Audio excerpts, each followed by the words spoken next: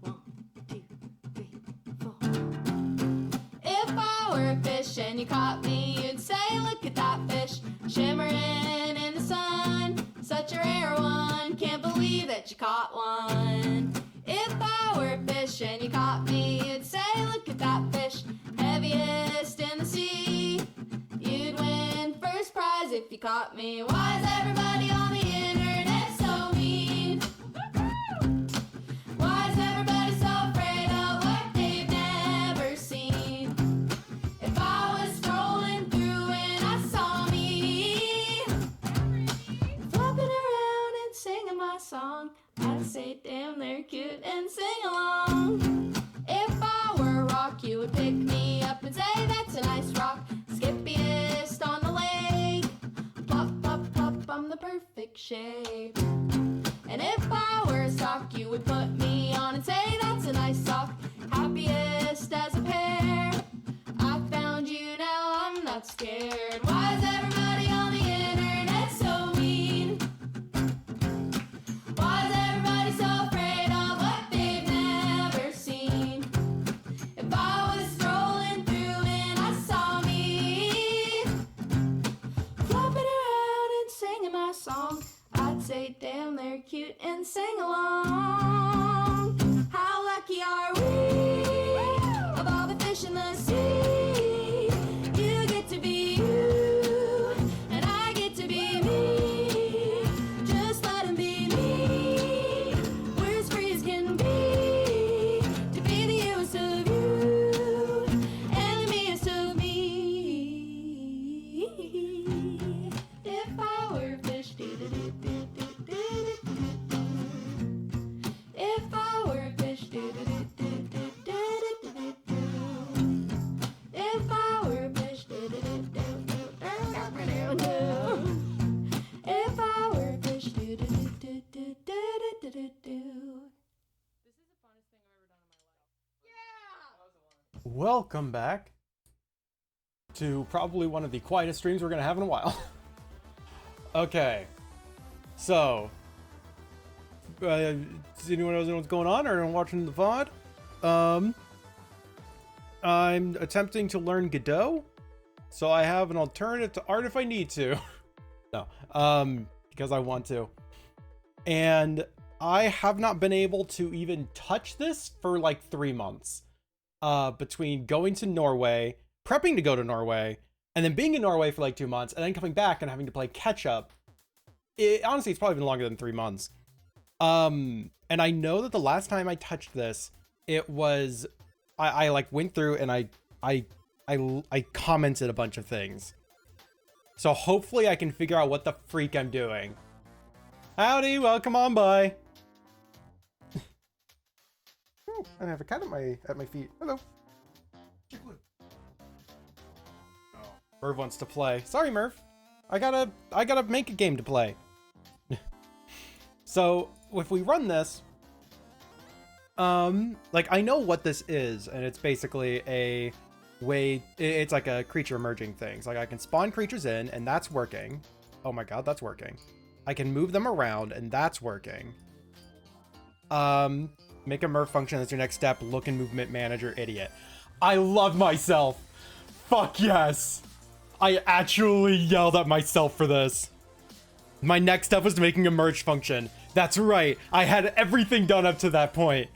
So I can spawn in creatures and it skips things. Oh my god. Fuck yes. I actually yelled at myself and it actually worked. Howdy, Coles.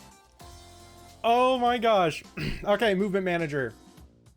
Movement manager. It's in here, idiot. Okay, print, make a merge function. That's your next step. Look in the movement manager, idiot.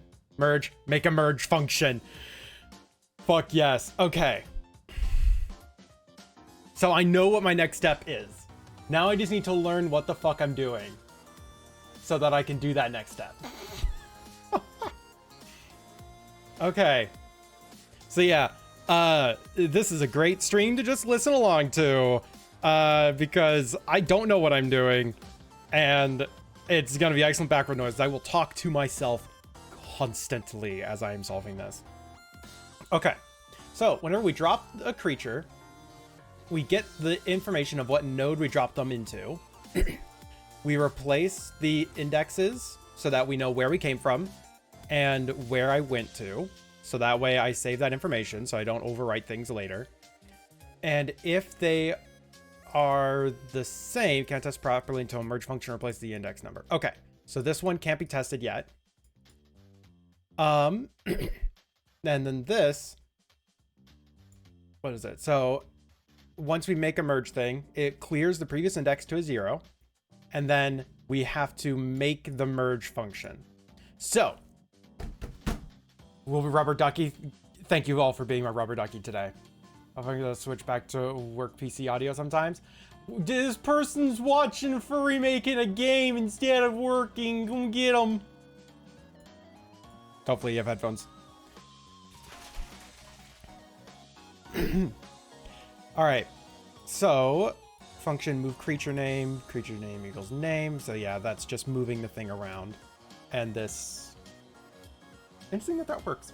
Come at me.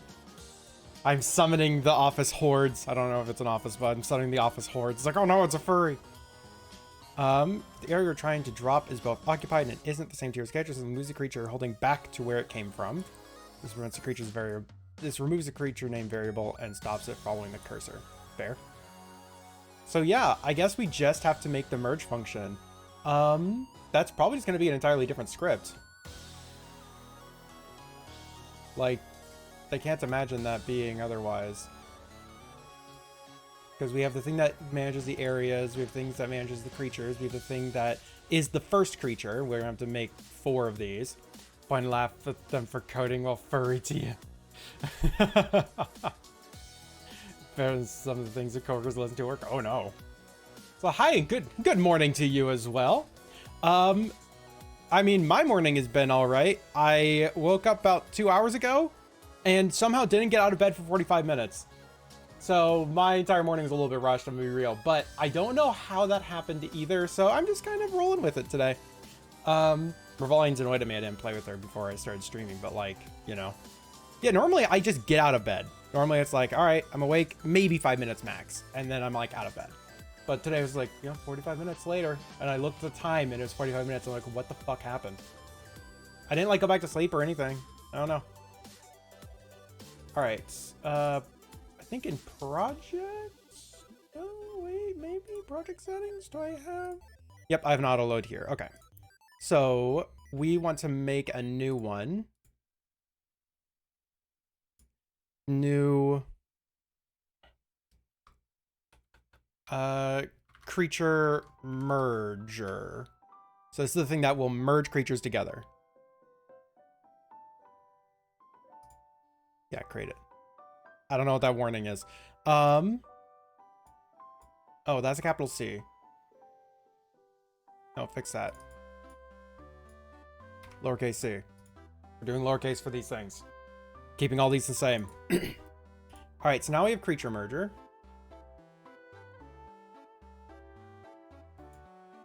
Should we put this into here? No, let's just make this its own thing. Ignore all warnings. Yes, I don't know what this means yet. Good thing I can't read. Okay. Collision shipper controlling the main creature spawner area manager. Where is my... I need to find my creature merger. Okay, that's not in there. Project settings. Found it. Okay, now it's added in here. Okay. So this likely is going to need the creature manager, movement manager. Where's... One of these has information on what our previous and current section in the array is. Godot got a big win with web fishing. Wait, what's web fishing? He says that the parent already has an inclusive child, try to make a second exclusive child. Oh yeah, no, we don't.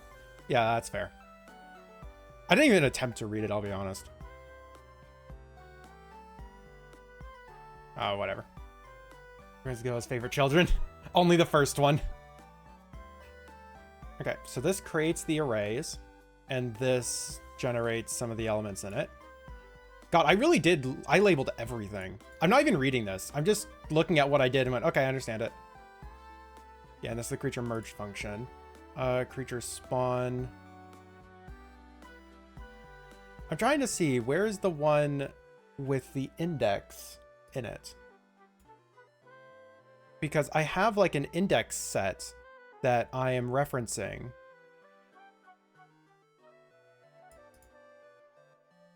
Like, my guess would be in the movement. But this is where this stuff is.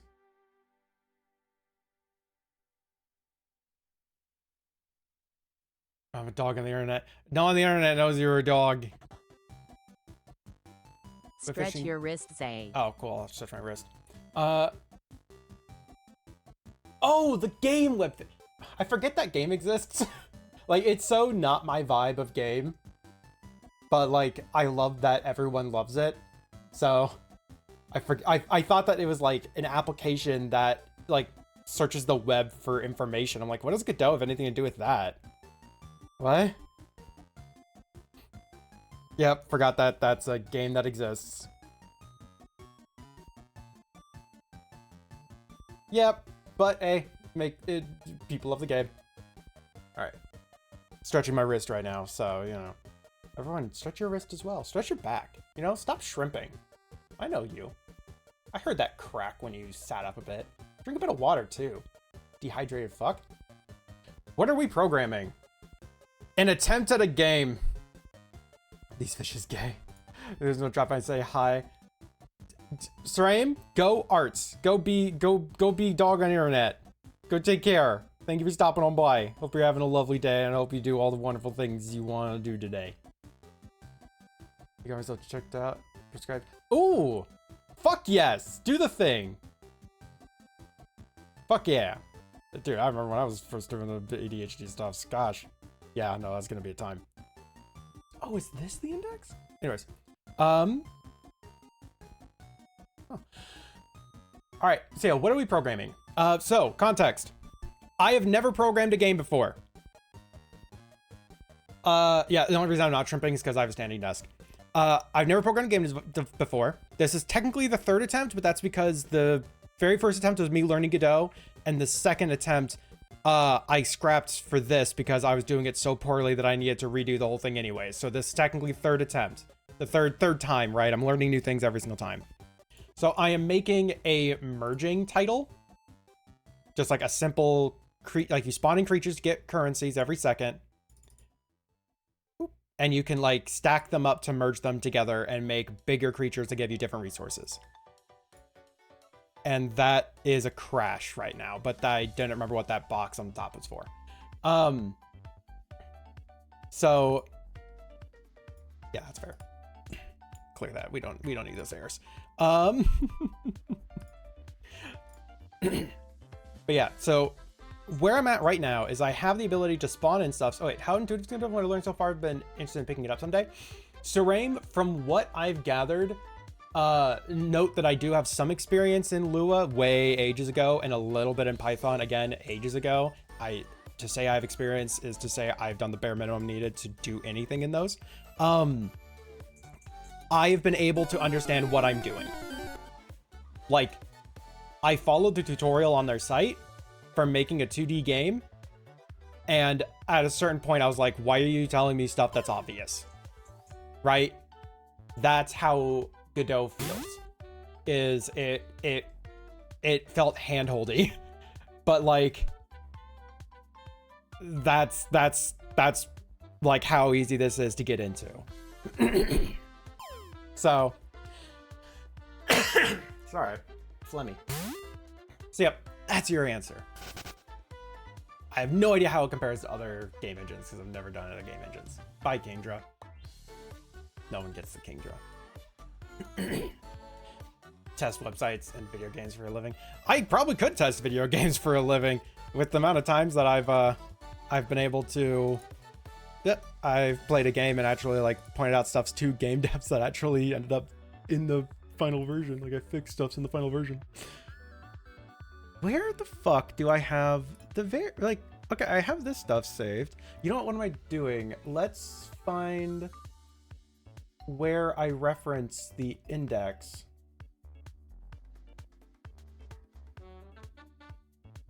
Okay. Yep, that's in here. So movement manager has the indexes for current area position, previous area position. Why am I so phlegmy? I'm gonna take a sip of water. Yeah, go take care.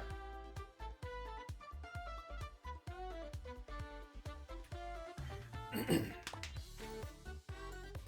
an expert at breaking games. It's why I'm certain that if I make one, it's gonna be a problem. I've had to get really good at making my Sammy minigames chat-proof. And the only times they fail at this point is because of, like, I missed a variable. Of course, that's not made in Godot. That's, like, basically drag and drop coding. It feels like it anyways. All right. So, creature merger. What we want is when we let go of the mouse and it's over a thing, it triggers this function. When this function triggers, it's we should get the node that we came from and the node we're on. Oh no, it already does that. It already is, this thing is already aware that they are the same. If the previous area and the current area, wait a second, area to an area equals area, okay, area check 1, area check 2, and previous, what's area check 1 and 2 doing? Second, yeah, this should be in the move manager. Current area name, previous area name. So if they're the same, and the previous area name and the current area name is not the same. Okay, no, the area checks are where we're letting go. That's right. Okay, so if we're letting go over an area and the previous area name and the current area name are not the same, so we're letting go over a new area, I believe, then previous area name index equals 0, so we have to clear that to a 0. And then we make merge. Okay. Okay, so yeah, what we need is we need to know what the creatures are that we're holding so that we know how to fuse them together into the next tier creature and then spawn that next tier creature. And then it spawns the creature in that location. That's the key thing here, is we have to spawn it in the new location. So we go up to the creature manager. The information we're going to need, which I just realized we have to go back to here, is we are going to need the current area name, previous area name. So we're going to need like all of this information basically. Now how do I reference this as a previous area's information? Equals area manager.greater. Okay, so yeah, we can do variable name equals name dot name. Okay. Creature merger. Boop. So current area position. Well, we could just reference that every time we're in the thing. We're going to be referencing it a lot. Let's just get that information now. All right, so current area position equals movement manager dot current area position.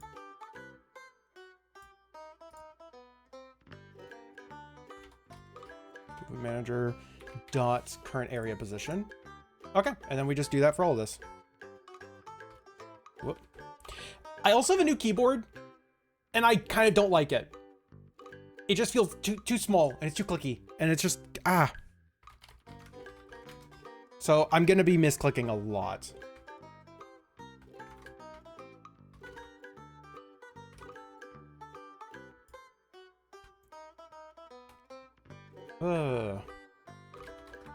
Movement manager dot current area name and equals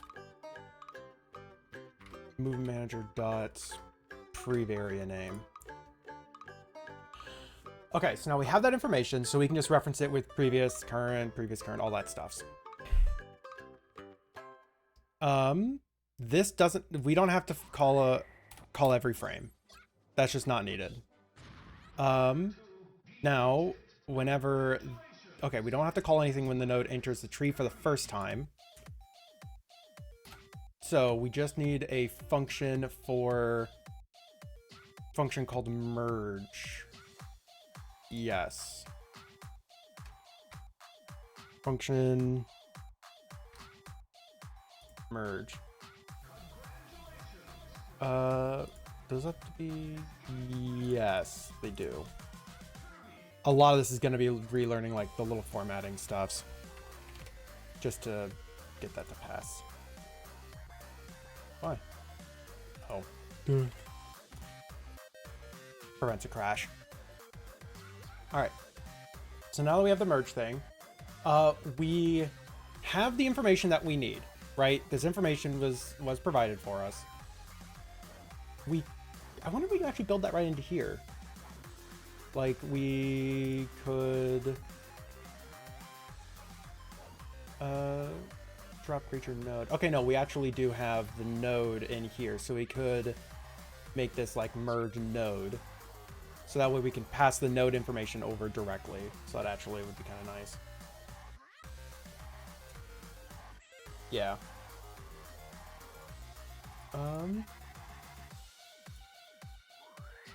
Oh gosh. So we are, I'm just trying to think. So we already know it's dropped. We know that they are matching. So we need to delete both of the creatures and then spawn a creature that's the next tier up, which I don't even have yet. But what we're going to do is we're just going to delete both the creatures and then have it say text in the chat that say, hey, you did a thing, right?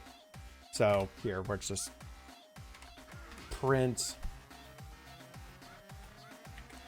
hey, you did a thing. Okay, so it prints that. Now we need to delete both of the creatures. I don't know how to delete things in Godot yet.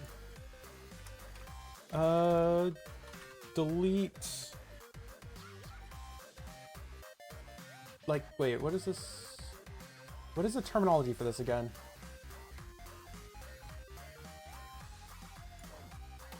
Like destroy, destruction. Hi, Saisha. Got you up on the project. We need entities right now. I think that's the right term, entity. 1 second. Where we are at with the project is I can spawn stuffs in and I can move things around successfully, and the things spawn resources, and if I drop things on top of each other, I have to now make the merge function, and that is what I'm currently doing, is the merge function. So that is where we are at currently. And I need to see how to delete a entity that I spawn. So let's actually, creature spawner, what is this thing? So function spawn.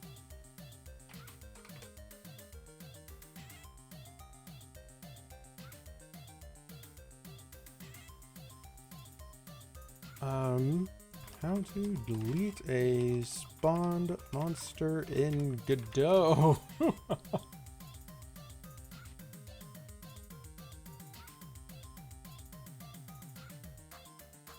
Underscore destroy? Maybe. That might just work. Actually, let's just try it and see what the fuck happens.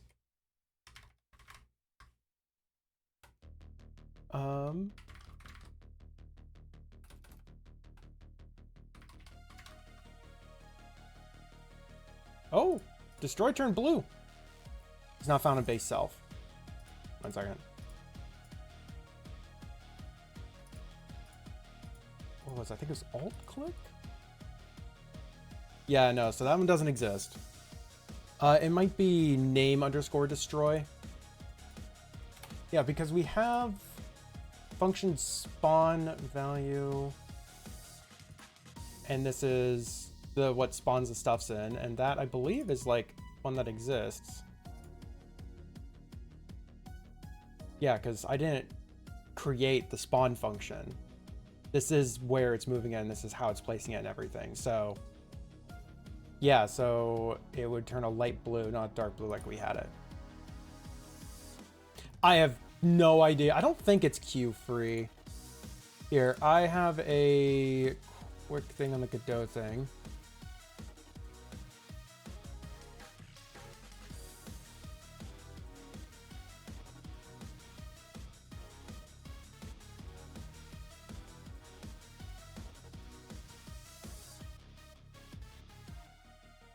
Oh no, it is Q free. Oh. So this person is doing like on timeout.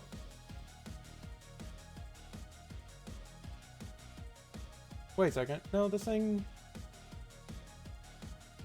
I like how the examples they're giving doesn't even show what they say they're using.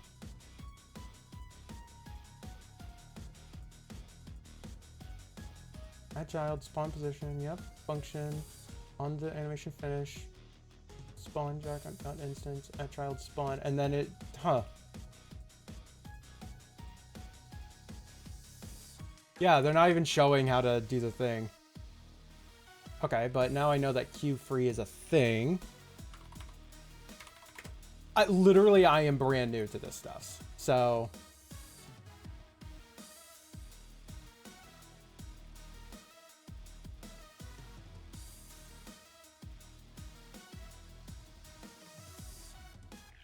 Okay, but this is an animation.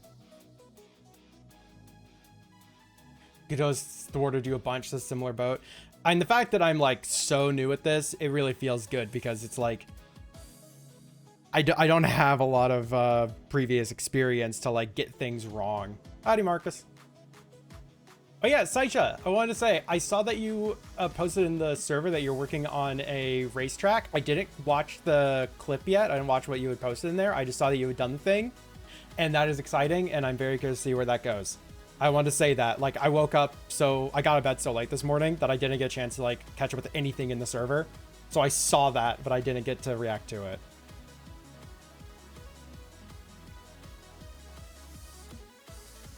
How to delete a spawned creature in Godot. I'm just gonna have to directly ask this.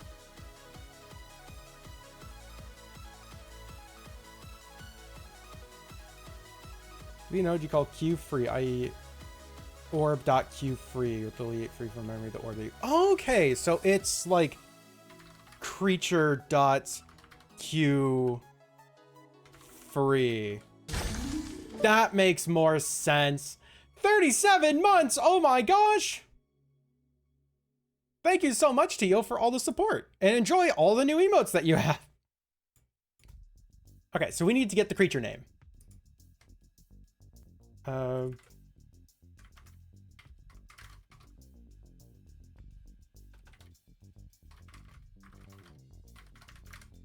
have to delete both the creatures.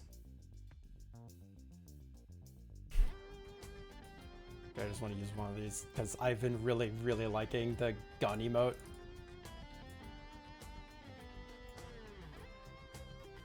I just really like this. Give me all your emotes. Get the gun with the emotes. You know, gosh, how many more emote slots do we even have? I added a bunch the other day, but I know we still have so many more. Hype train. Oh, cool. We triggered a hype train as well. Huh. Oh, I forgot to fucking win a tier 3 sub again. I'll do that after stream. 3 months, thank you. 3 months with the Prime. It's amazing. On the next page is they're going to track and making a mini map, and you can already complete a lap. Damn, fast progress. Or chops the whole node tree if you do it at the root. If I do so at the root, it does chop the whole node tree, which is why I'm going to get the exact name of the creatures that we're deleting. But no, right now I still have 4 standard emote slots remaining and 5 animated slots. And I might even just replace the Grabby because I'm not a huge fan of how the Grabby looks. The Berg is amazing though. I love the Berg emote. Okay, so we need to get the name of the creature. Oh, jeez. Sorry. Okay, we have to get the name of the creature.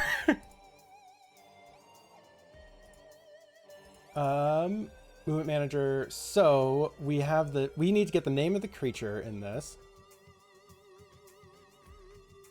Current area name, index area, check 2. Thank you. Do you have Steelix allergies? Yeah, I'm allergic to Steelix. I'm allergic to Pokemon with really shitty type combos. At least it's compensating it with good stats. Alright. Gosh, where... Do I even have the... Okay, creature spawner.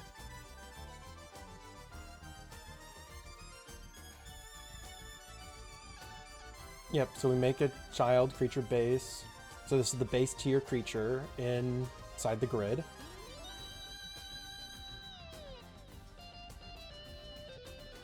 Okay, so we need to somehow get the creature name exactly, because I can't just... Ah, damn it. Okay. So yeah, we need to find a way to know which creatures we have. Unless I could clear everything in that node? Or in, sorry, in, not that node. Okay, here's where I'm at right now, right? Here's where my brain is. Oh, fucking... Just clear it. So, obviously I can spawn stuffs in, but the way that this works is when you click and drag a thing... Oh wait, no, the click and drag references the exact creature name because that's moving it. Okay, so let's look in the movement manager to see how we know which creature we're holding.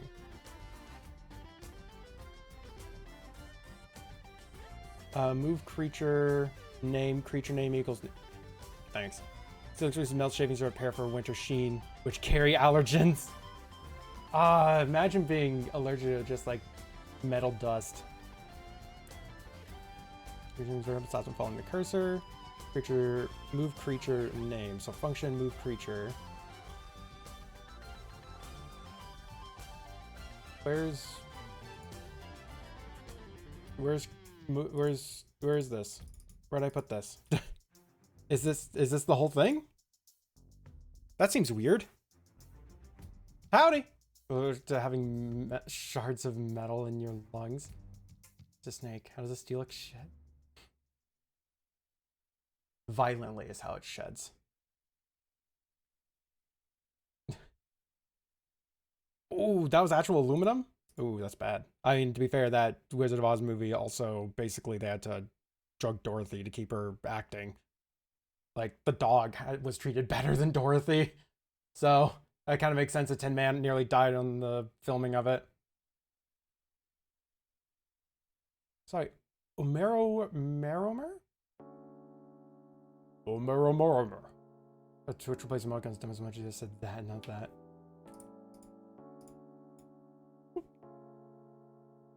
I mean, I get what you said, though. That's the important thing. Alright, so we need to know what creature we have. Creature name equals name. So we have our creature name now. Okay, so yeah, no, we do have the creature name. So now that we have creature name, it's just name. Like, if I disable that, so now I have mouse position and name again.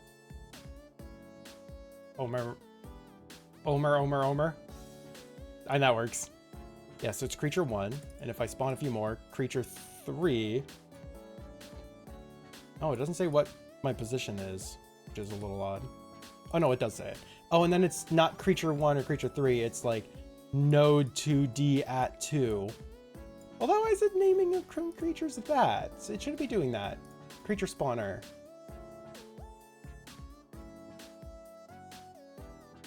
Node bath, get node, so it makes the thing, it instantiates the creature. So this is spawning creature 1 correctly. It hones? Oh, that fits. Yeah, no, that makes more sense. Yeah, because like it's digging underground all the time too, so like it doesn't really have to like shed it all at once, it just removes the parts of it that it needs to remove. Well, it's leaving anyway, so we were questioning its existence too much, and it's just like, we're not dealing with this. Okay, node, get node, node path, instantiates. So variable creature base equals creature one scene, which is this one. Back to the creature spawner. Creature, yeah, and where the fuck was I?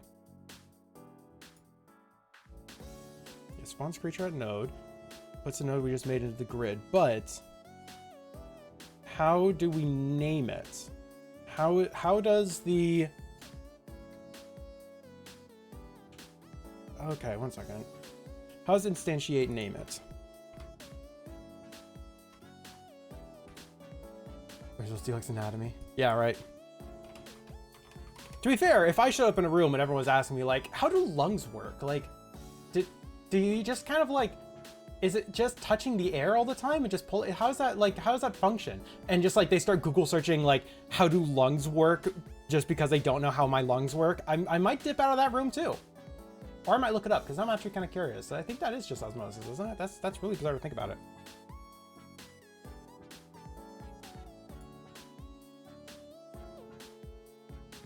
All right, so where is my...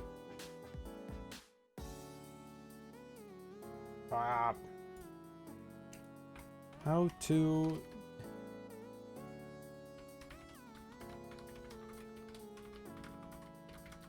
I have to look up how to name instanced scenes. Ugh.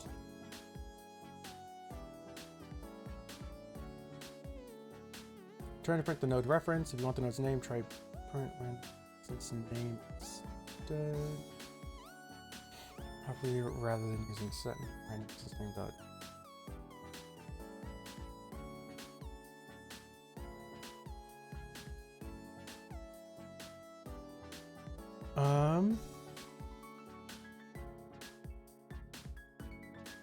Okay, so we have to use get node to figure out what the name of the node is, because it looks like there is a way to name it, but it's just not really worthwhile to have like name 1, name 2, name 3. Like it's doing node 2D 3 2s 1s. Like the fact that it's doing 1 2s and 3s at the end is more than sufficient for this. We just need to have them be different names. Wait, no, that's not going to work, because we're gonna have like the base tier creature, and then we have 3 more tiers above that: creature 2, creature 3, creature 4.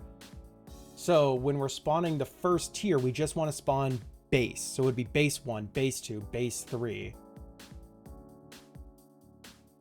That's what we want it to be.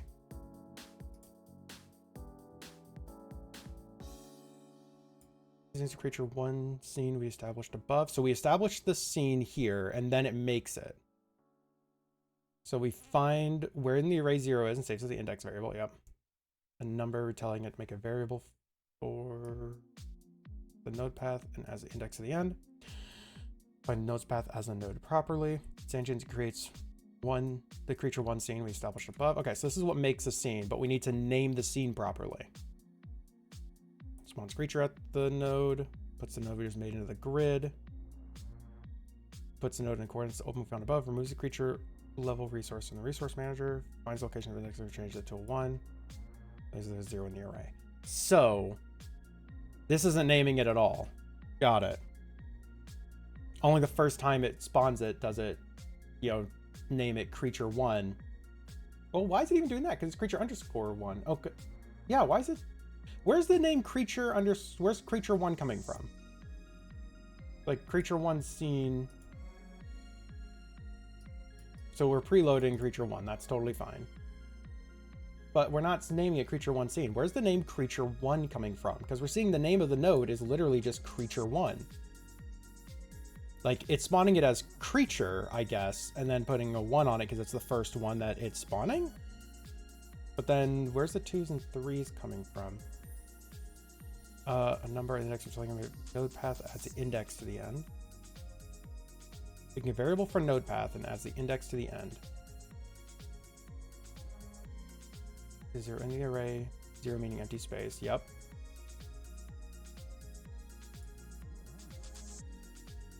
Root main grid dot add child creature base. This is making it here. We're updating our resources that we have. Yeah, where is the name coming from? So like the creatures itself knows whenever it's making the resources. It saves its own stuffs whenever you're hovering over it. Yeah, that's all that needs. Position, so creature spawner. Yeah, it's in here somewhere. It's making the...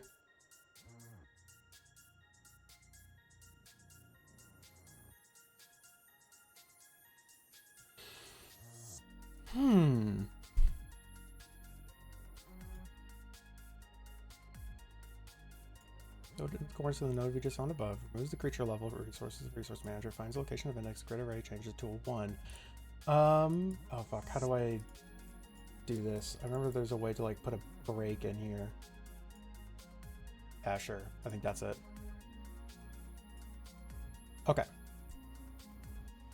So, main grid area 0. Yep, it's spawning it in the main area. It was attempting to spawn it in the main area. Snack frames. So it's made it, correct?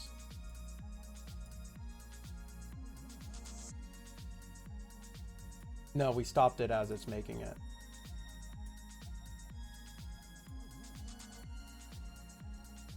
Oh no, it should spawn it.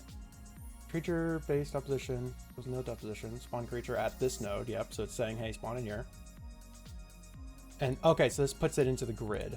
So it should be made, just not put into the grid yet. Oh no, add child. Yeah, that is where that is. Sucking on chili dogs. I'm trying to make game dev stuff. I'm not sucking on chili dogs. Oh no. Okay, spawn creature. So this should have given us our creature.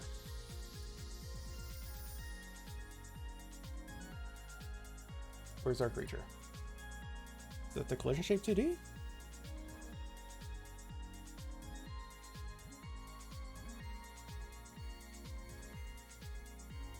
Well, no, it would be named, wouldn't it? Okay, we're just gonna turn off that breakpoint real quick and just see what shows up on the side. Okay, so it doesn't show up over here. Well, fuck.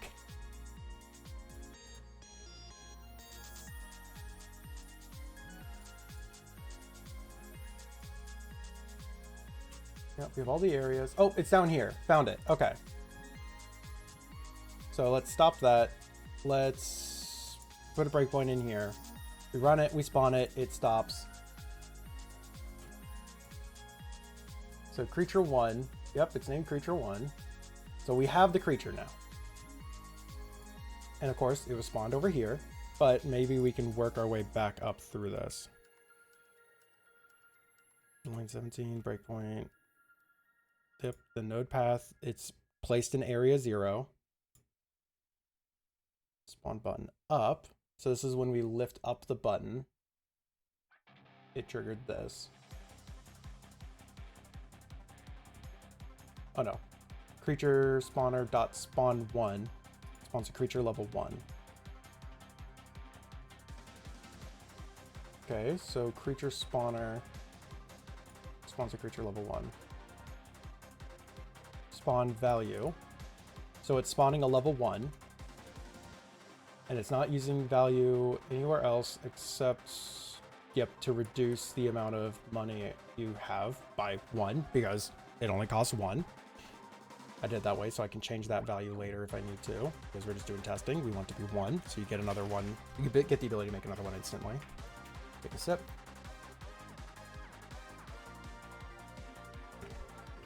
My goal today is to make the merge function tell me that it was successful. I don't even have to have it delete stuff, so I just need to tell me it's successful, but this is important.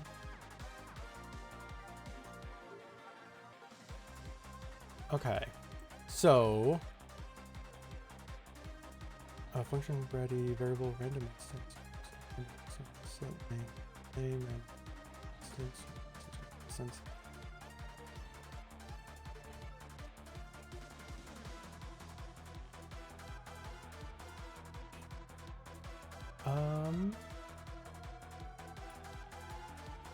Hold on a second. According to saying, I might be just doing this wrong. Might not be name. Oh no. No, I am doing the right thing. I'm doing name. Wh-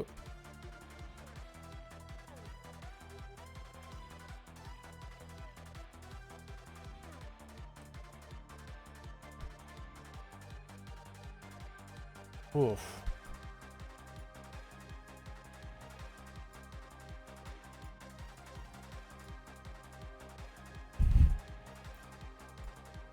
Sorry, it's like this is getting into the brain stuffs. So when I spawn an instance, I want it to name the instance. Let's actually do the add child Godot name.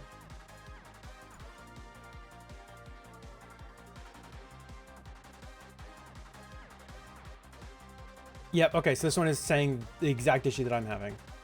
Give her a name when it's instance at runtime. If you want to have specific names, then give a specific names. You can't provide any code. So I assume variable laser equals laser. Essentially add laser. Before. Get a name. Okay, this person is saying the exact problem that I'm having. Okay. Crack my fingers a second. It's Godot! It's Godot! Oh yeah, I need to find this breakpoint again. Disable that. Stop this, because I'm starting to have an understanding of what I'm trying to do here. So when we spawn the child, we need to name it. I guess that's kind of a given thing, but you get the idea. So this thing is instantiating this variable creature base. So we're instantiating the thing, and now we have to name it.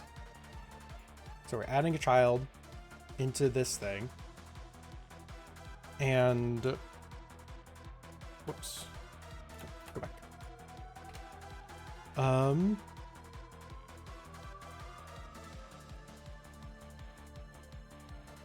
And then creature base dot name equals base.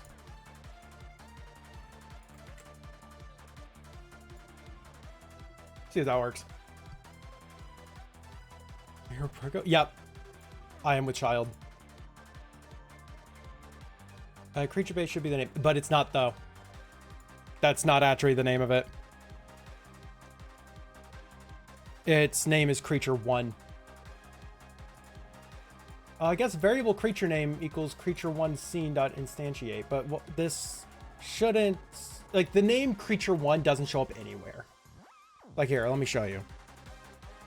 Just blocking that out, writing play.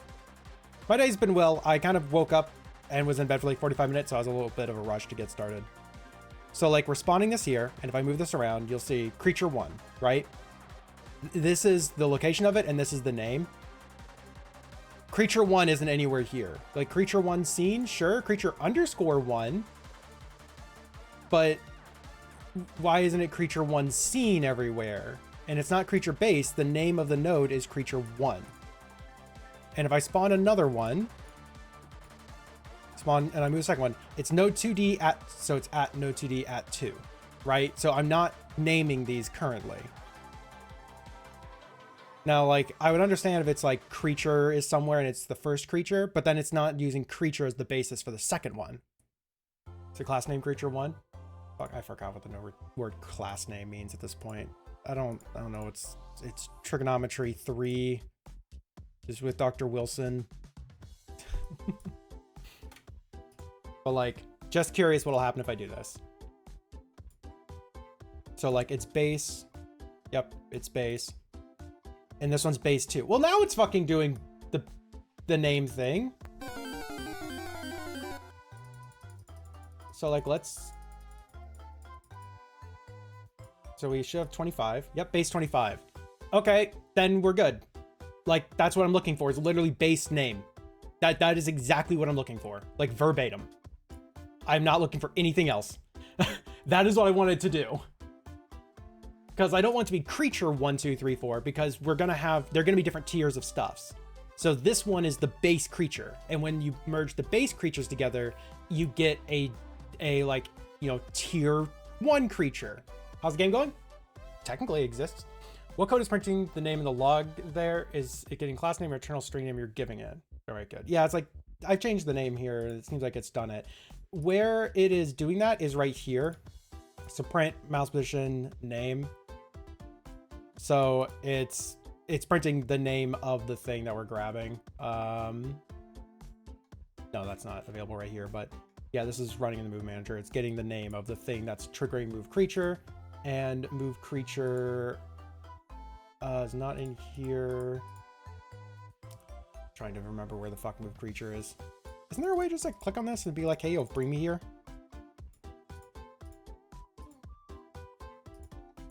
I don't remember how. Unless this is the thing.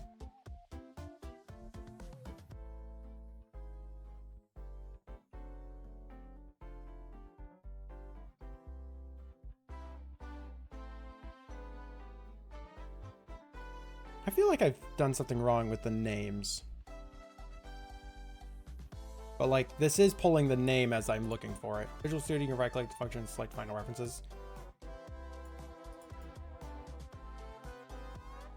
Dang. Can't hear. Yeah, Godot doesn't. Sad days. You know, I have it doing what I want it to do at the very least. Okay, so now we can get the creature names and pull them into here. And we need the names of both of the creatures that we're going to be deleting. Because if I have creature 3 in hand and I drag it onto creature 20, so like base 3, drag it onto base 20, I need to know that they're both bases, and I need to know that they aren't the same one, and I need to know which ones they are.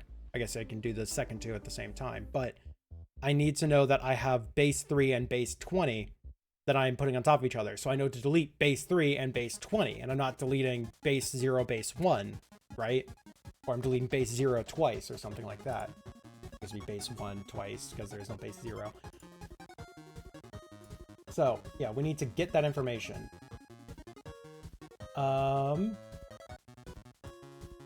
The creature move manager. This should save. We're gonna block that out real quick. This should actually save the node.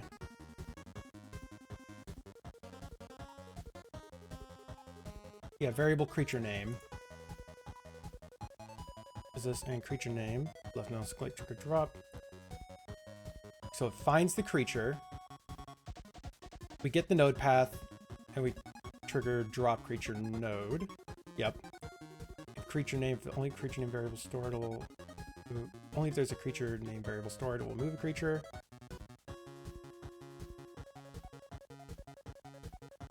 Second, trigger drop creature. Yeah. So if you let go, it'll drop it. If okay, yeah, this is creature name. Variable creature name we establish is nothing currently. Oh yeah, because that's to clear it afterwards. So we're getting the creature name constantly. From node. Yep, so we're getting the creature name through this. So we can reference this creature name thing, but it only references this one. It doesn't reference what's in the one we just dropped on. So this should be the way to check what the next one is.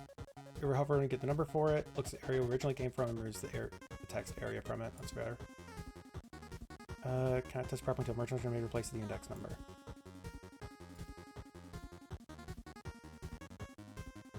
Shit balls.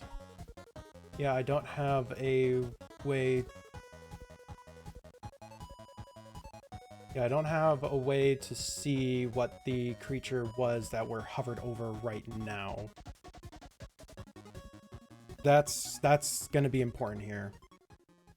Because just because I'm hovering over, like, let's say I have, I'm just going to run this just to show So let's say this one is a tier 2 creature. It's not a tier 1 creature like it is right now.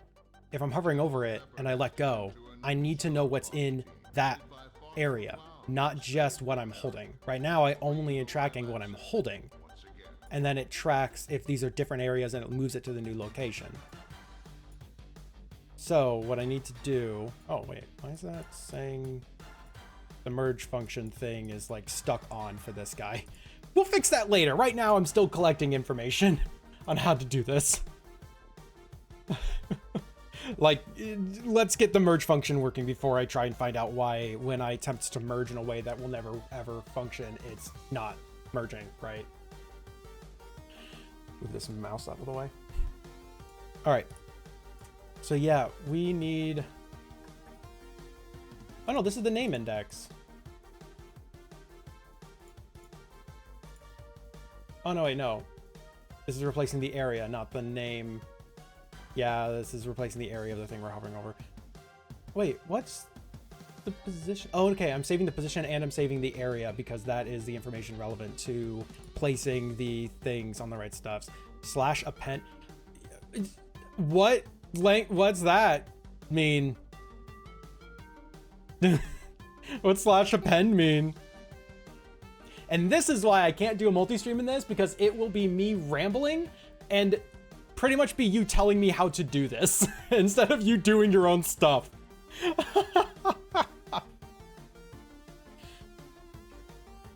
Like right now I'm thinking I need to, I thought merging an array was append.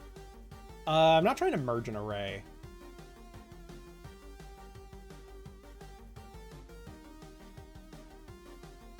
Yeah, I'm not attempting to merge one. Like I'm trying to get, I should say as well, the array is separate from the name of the creature. All the array is doing is just saying what is... Oh, wait. That's right. No, the index. Okay, no. That actually solved the thing. Okay, fuck. Area manager. Yes. Okay. Sorry, this is really stupid. So the array is separate, right? The array just says what is in this cell. If it's in the 0 cell, because there's only 25 like cells, there's only 25 spots. Basically, I have an array filled with just zeros right now. If I do this, the first 5 digits are 1 because it's tier 1. It's the base level. If I move this right here, that array now says 1 1 1 1 0 1. Meaning, all I have to do is reference the array to know where I'm hovering over and to see that wait, I already do that. Fuck. It already references the array. That's how this works. And that's why it says this, because it's referencing where it is and where it's going. That's what that is. Damn it. I almost had it, but no, curse me for fixing this problem already. Movement manager, drop creature, first array name, creature array name. Yep, this is what's doing. So yeah, this won't let me drop a thing on a location if the numbers aren't the same or a 0. Because again, if you have 2 tier 2 creatures, you want to make a tier 3 creature, you drop 2 tier 2s on top of each other and it makes the tier 3. So we want so yeah, it's already doing that. Fuck. Yeah, so I still need to get the name of the creature itself so I know what the fuck to delete. Because currently the array is separate from everything else, right? It's not saying, oh, in array 3, it references the 4th cell, which has this thing in that cell. Right now, everything is being placed based on like grid coordinates and such, which I'm recognizing is not the wise way of doing it. Honestly, if I did this differently, I would have probably layered these a lot better. Although I might actually, that might still work. Like, spawn a bunch of creatures, go into remote. Like, nope, they're not instanced inside of the areas. Yep. Dang it, they're not instanced inside the areas. They're just on top of it as a different thing. Okay. Yeah, so I have to find the name of the creatures every time. Okay, so...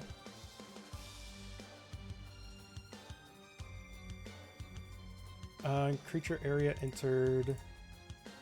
get overlapping areas, area name, current area. So this is the creature pointer, which is an item inside of the creature in the middle of it. Area name is current area name 2, area name, node get node, area, current position, node position. So what we need to do is we also need to get the name of the creature that we're hovering over. So we are currently updating Movement Manager with this stuff. So I guess in Movement Manager, I have to make 2 new ones. This is so messy. No, we already have creature name. So we need pre-creature name. Because we're already gathering the creature name. Creature name is being found every time. Like node path. You know, just to be sure. Wait, why did I do it like that? Just print node path. Let's just see if that's working. Yep, grid base 2. Okay, so yep, that is correct. So yep, this is getting the correct creature name. So yep, that's grabbing that one, and this is saving the previous creature name, which right now starts as nothing. Like, we have the variable made, but there's nothing populating it. And when we move, oh no, oh my gosh, new creature name, because this is the previous creature name, and I don't want to change previous creature name in every single instance here, so we're doing new creature name now. So the creature name is what we're currently holding, and new creature name is what we're hovering over. So we need to know what we're hovering over.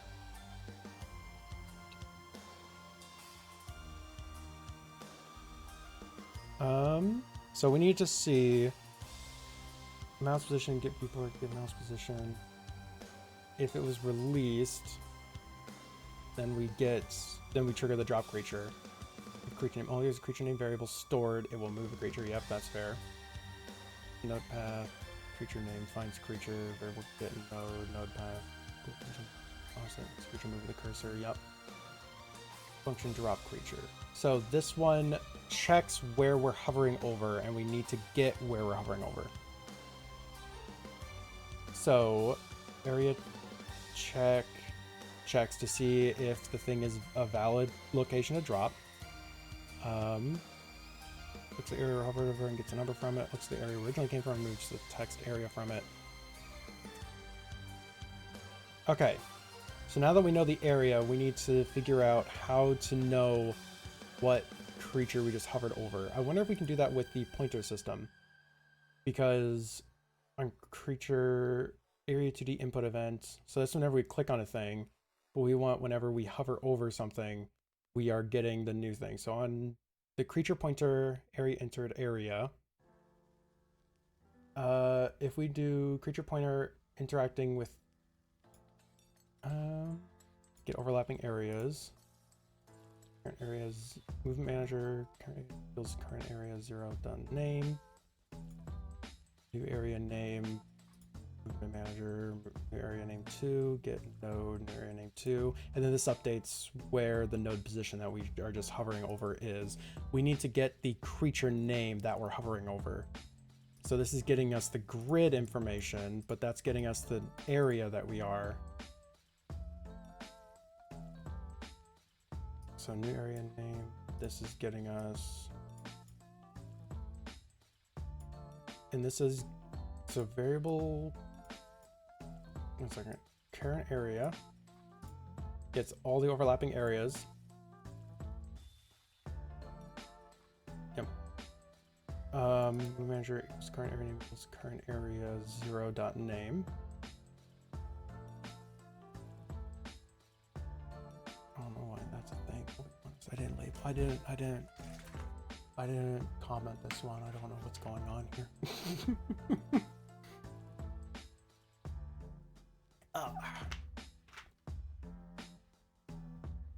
I don't know why I didn't comment this. All right. New area name.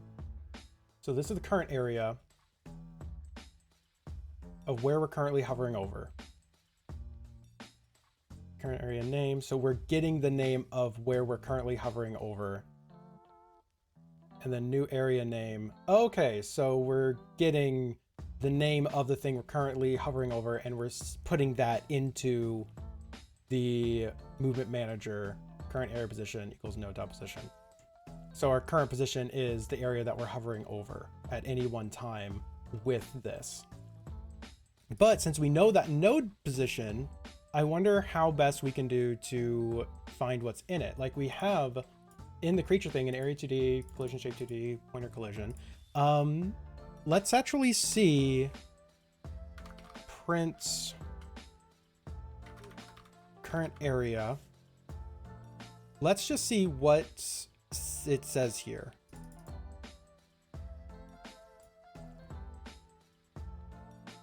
Like area 3, area 2, area 3, area 8. And it's giving us a lot of area 2Ds as well. See, I would expect there to be another thing. Oh, wait. Oh, because I'm hovering over the creature pointer in the dead middle. But I'm not detecting the other creature's area. I'm just detecting the area of this block, right? Yeah, because area 0, 1, 2, 3, 6. So this would be 6, or yep, that'd be 5, and then this would be 0. Yeah, so that's all I'm detecting is just that. So it's not finding the collision shape 2D or this area 2D, right? Or is that what that is?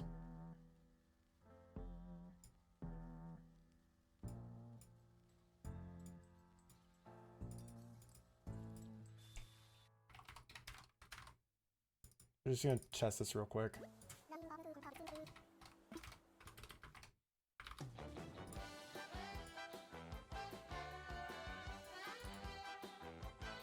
Yep, so it's not detecting that at all.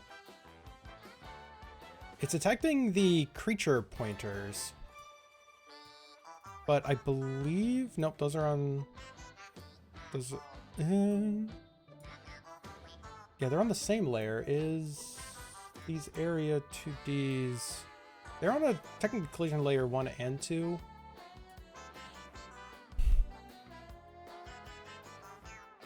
Oh, they don't have a physics thing though. Oh wait, no, these have visibility layer of just 1. Yeah, and they can see each other. So like they should be able to see this because they are on the same visibility layer. And the Z index is the same. Yeah, that's all fine and dandy. So if we can get this to detect the areas of these, then we might be able to get it to do what we need. Because right now, function on creature area entered. Why isn't it doing so right now? Because my cursor is entering this area. And of course, yeah, whenever I hover over the creature pointer, which is in the dead middle, then it does that. It says we're on the creature pointer.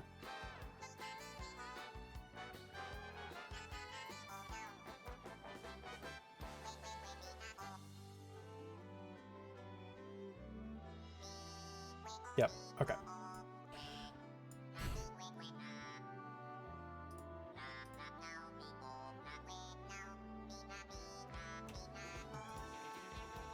I'm just seeing, like, where may be this is acting up. It's like priority 0, like online collision, disabled online collision, shape rectangle, transform visibility on.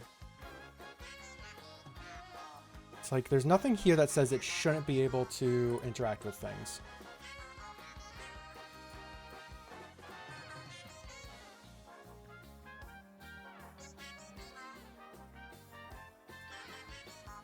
Interesting. Entered underscore area. Creature pointer area entered. Rigid body 2D for that, do you think?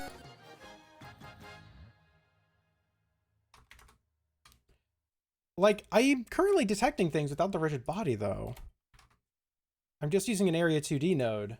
Like, that's what these things are. And they're using a collision. Or wait, what are they using again? Hold on. Yeah, I'm using collision shape 2D. Like, these are collision shapes, and that's what I'm using to detect stuffs. I don't doubt you. Like hot sauce grilled cheese. Sounds awesome. Oh, look, a cacturn. It's a big friendly cactus. Go give it a hug. But yeah, that's what I'm currently using to detect things. Fucking let's add in a rigid body 2D and just see. God, I hate this keyboard.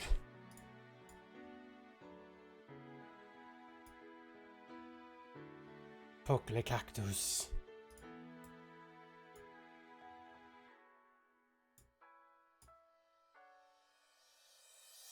Whoop. I'm sorry, what the fuck am I looking for again? My brain already blanked. Collision should go.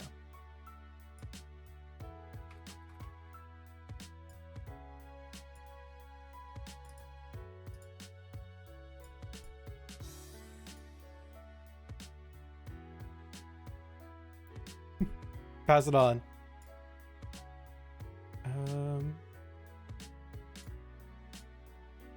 Okay, rectangle. Wait. This doesn't give me a size option. Oh no, there it is. 42 by 44.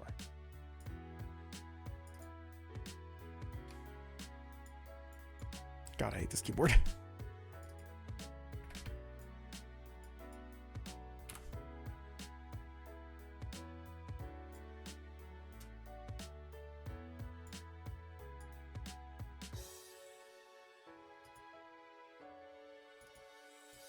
That's fine. So now we have a collision shape 2D. Let's just see if this changes up anything. Oh!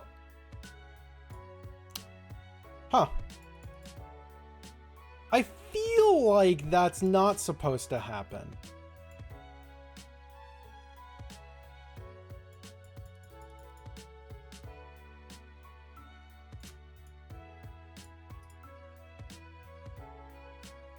Gravity scale 0. Okay, and it's spawning it wrong, which is odd. And it's not even detecting it.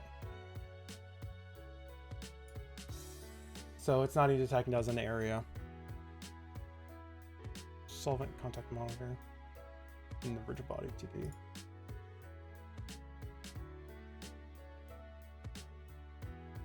Solvent? Some solver. Contact monitor on.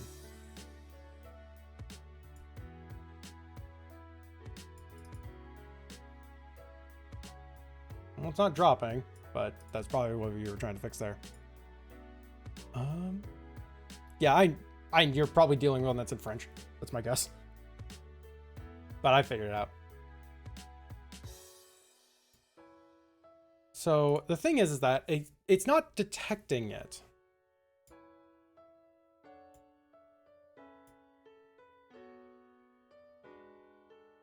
Wait a second. Creature pointer. 1 second. I just realized I don't think base creature. Whoop. Whoop. We got a crash.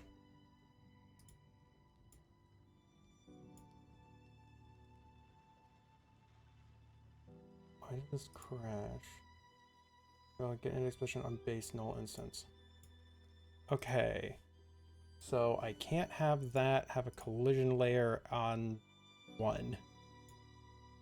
Yeah, I don't think rigid body is quite it, because we're going to delete that. Like, the thing is that what I have should function in this space. I just need to know how to tell it the exact things I need to do. Because if we can detect base creature collision or base creature area, then I'll be able to reference what creature it's in, and that will be used to destroy that instance correctly.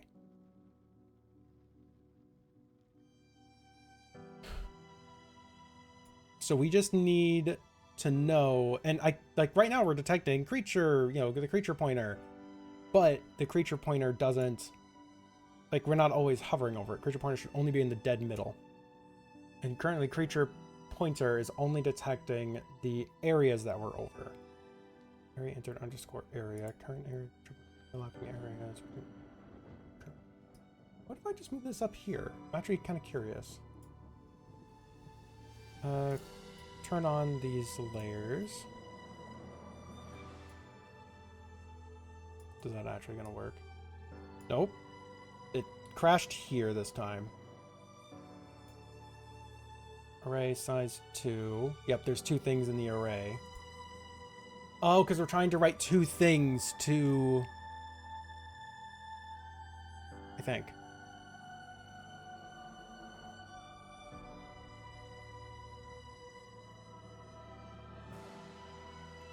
Node, get node, new area, name 2.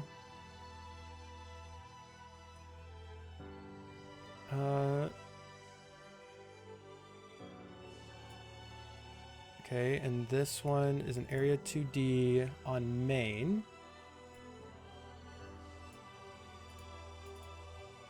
And, oh, okay, these are the same area, I think. Area 1. Oh, no, base creature. Doesn't check, make a check to check there's nothing there. Well, it should be writing it in, constantly. Because this thing is just to see which area we are currently in. Do you know what I think is happening? I think this is getting 2 different names at the same time. Because we're getting, like, new area, what's this? Current area name equals current area 0 name. And this is getting, yeah, area 1. And the base 3 base creature.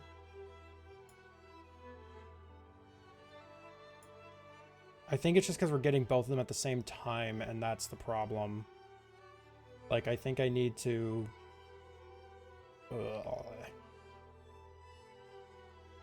Path creature...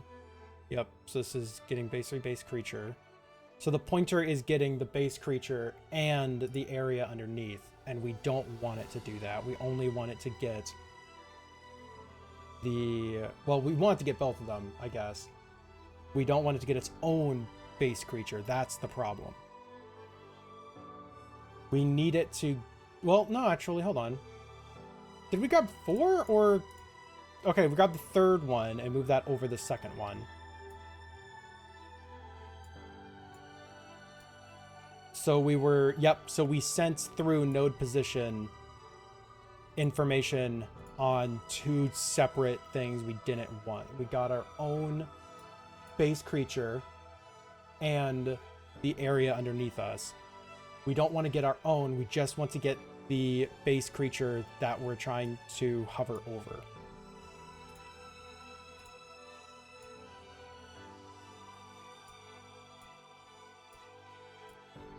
Stop that. Hit save real quick.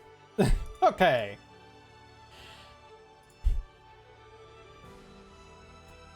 Yay. It's like, I think that there's something here because we are interacting with this collision layer.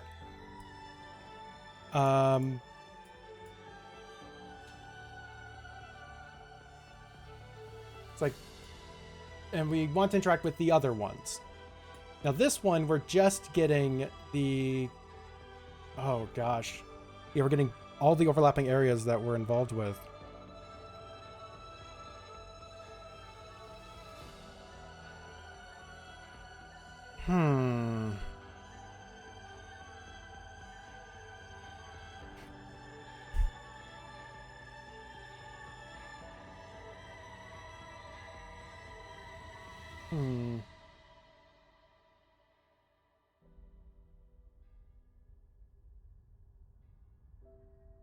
Yeah, it's like I'm trying to think. It's like, could I shift around where the areas are? Would that even fix anything? Because right now we have creature pointer on top of base creature in the like scene hierarchy, which means creature pointer is able to interact with base creature.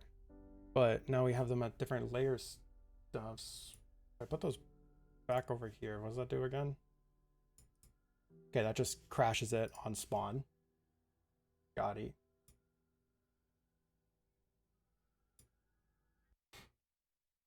I wonder what happens if I actually do layer these together.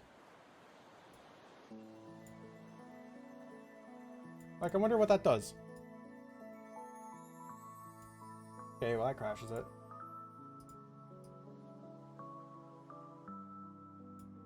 Okay, let's put these in here then.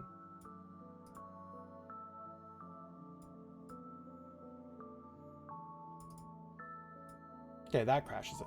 Because we're sending an array to size. Wait, invalid get index position on base null instance. 1 second. So we can't get position on a null instance. New area name 2. Because we're trying to find this. Oh my gosh. My brain hurts. Oh, my brain is like overheating now. Yep, counteract stack array object state position. Yeah, that's what I'm figuring out here. So, up there. What I can, which means I have to try and remove its own thing constantly. Hydrate for mental cooling. Yeah, take a sip. Taking a sip.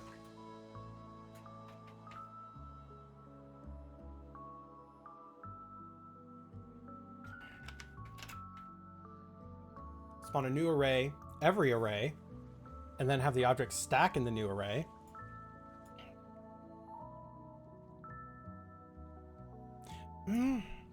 Maybe? Do you know, okay, one thing I could do is instead of doing all of this, wait, no, but because right now we're referencing the area that we're hovering over, right? So I know where I started from, and I know where I'm hovering over. Because valid, that's so valid right now, Jesus.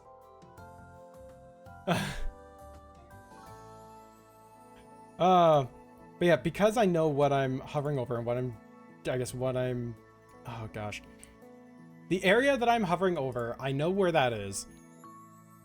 And I know where that is in the index, and the index already tells me where, like, you know, oh, this area has a tier 1 creature in it. Could I make a second index that has the, like, that says what's in each array location? Well, then I would have to change that index every single time I move anything, and I'd have to I guess I'd have to just add that into every single other instance that I have.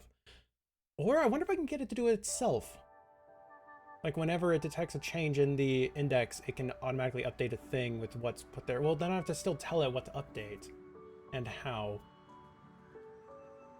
But that would remove the need to have to know what, like, not just area I'm hovering over, but what creature I'm hovering over.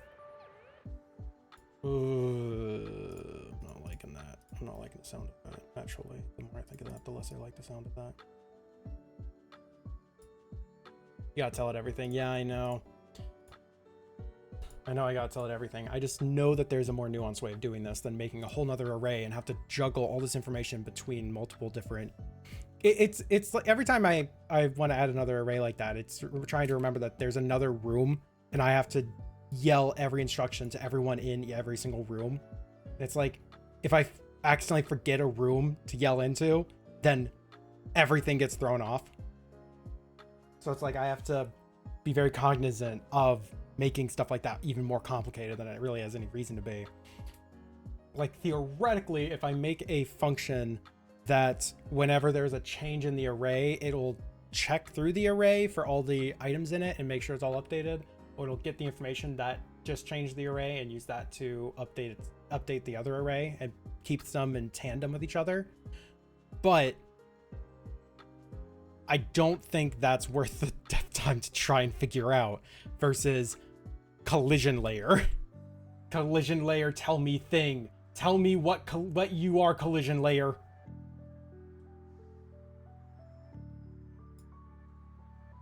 Like, and this is whenever we click on it, we get the name. Manager, creature name, preserve position. Second. Event shape IDX. Whenever the area is entered, we get all the overlapping areas. Print current area right now, so this is the area we're hovering over, and we don't even see the other thing. I guess if I see the other thing, I wonder. Oh wait, no, but we're getting our current creature pointer. We're not getting the one below us. We're just getting our current one.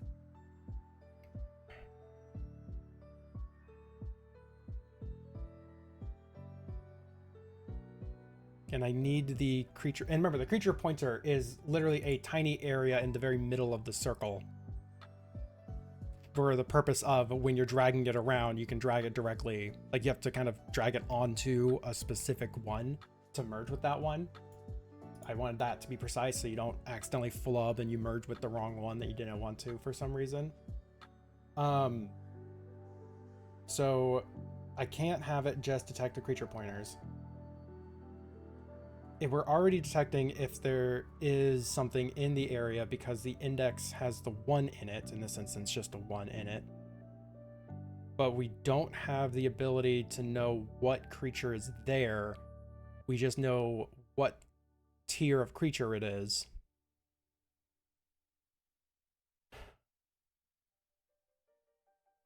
Yeah, everything is coming back to I just need to find a way to get all the overlapping areas. One second. Let's print pre-area name 1 here. What is this telling me?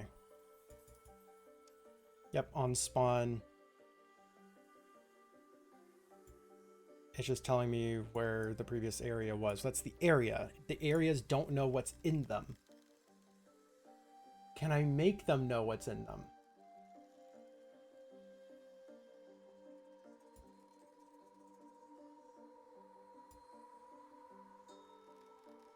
Like area managers. This thing manages all the areas.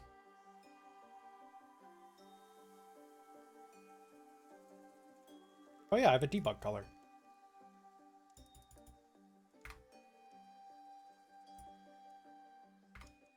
Yep, okay. I give an AI prompt interpret for you badly. Yeah, right. Yeah, and like theoretically, if I do that, you know, the array isn't updated correctly. Oh, yep, and now the array is borked, but that's because it will work properly once we have the thing work.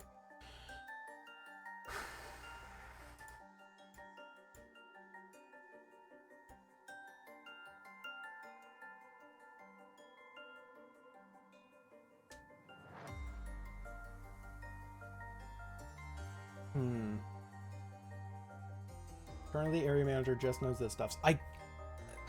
Only thing I can think of is that it's constantly checking what's in every frame, or the area manager will update to know what's in each, or update the name of all the creatures in each one. That's the only thing I can think of at this point. Oh, that's gonna be such a pain in the ass. It's not you need to find. Yeah, to define the area class / object so it can hold what it contains. The real problem is that also required me to rework a bunch of this, and the areas are generated at the beginning. Where is this? No. There it is. Yeah, it generates them here, so I'd have to have it know to change where it is putting them every single time.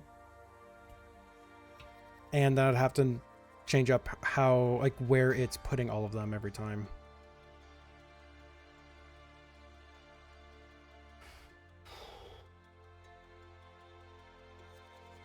It's like area 0, area shape, we have all this stuff.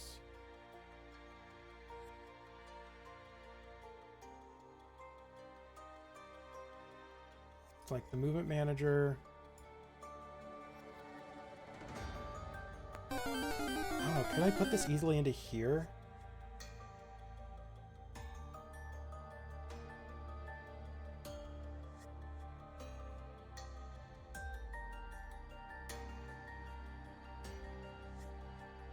trying to think how best to, because we're currently getting the node path and such. When we spawn an instance, though, we're spawning it inside of the inside of there. Oh my god, my brain hurts.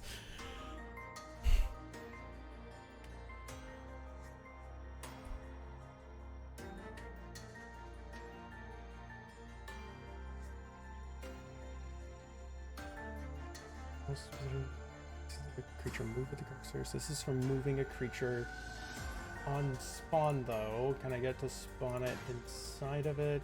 Guess we could do grid. Instead of adding a child into the grid, we find the area 2D shape that we are spawning in. Wait, we are doing that. Node path right here. And it's index. Get node path. Can we instantiate it? Then... Oh, no, we're just getting the position of it. We're not spawning it inside there. So we could do main grid.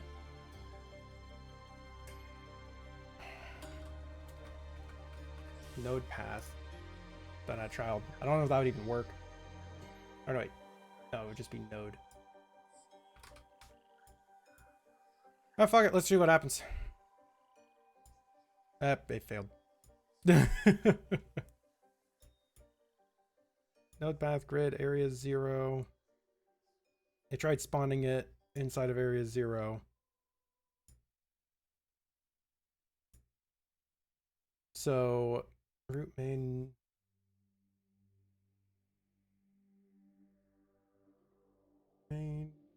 grid, then it's not doing so. That's the node path. And it adds a child creature base, puts another just made into the grid. I guess in this case it puts it into that specific instance.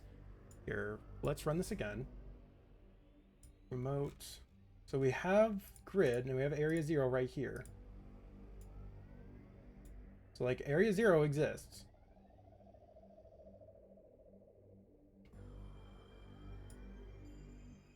So we have that, and then we hit spawn.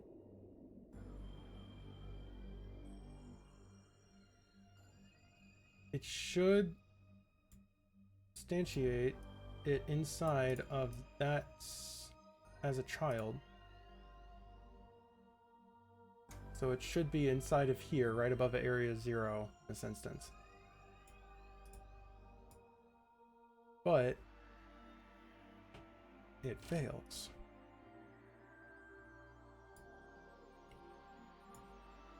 Yep, there's 25 in this array, but that's fine.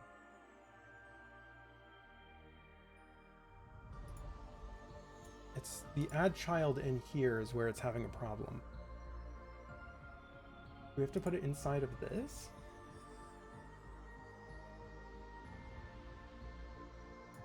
Because it is getting the correct thing. It's root main grid area 0.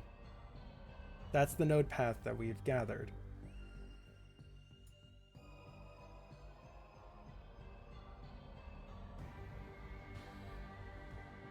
Why is this? We had node dot position. I guess creature base dot position is what happens if we block that out. Welcome to the part of the stream where I just completely throw things together and hope it works. Yep, that didn't work. Okay.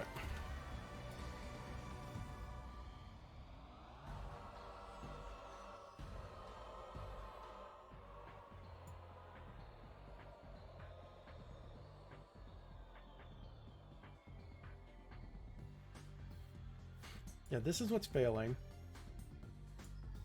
Let's just see what happens if I do this.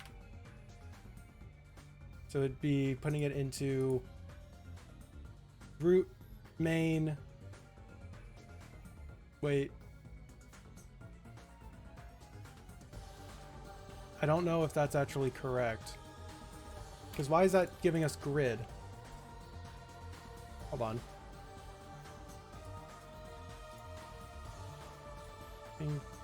grid area 0. Yeah, I don't. So what I'm doing is root main grid area 0. We just have to do that instead.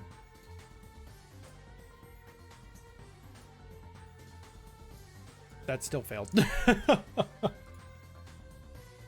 Okay. Cannot call method add child on a null value. It's not a null value. The value's right there. And node is this node path. We just got it. So that should be correct.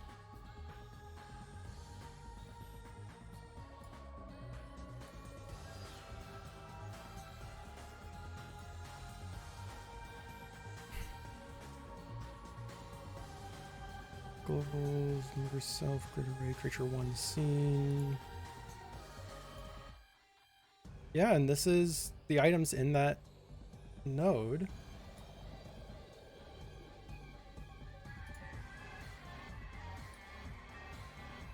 Path orphan? What do you mean?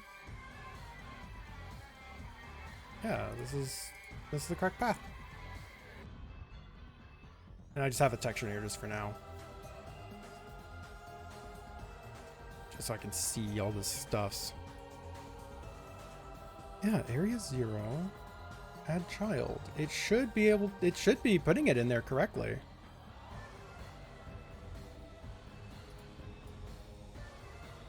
I don't know. Let's just node add child. See what the fuck happens. Oh wow, that works. That's odd. Oh, and it doesn't let me move it. Well, okay, that's fair. It doesn't let me move it.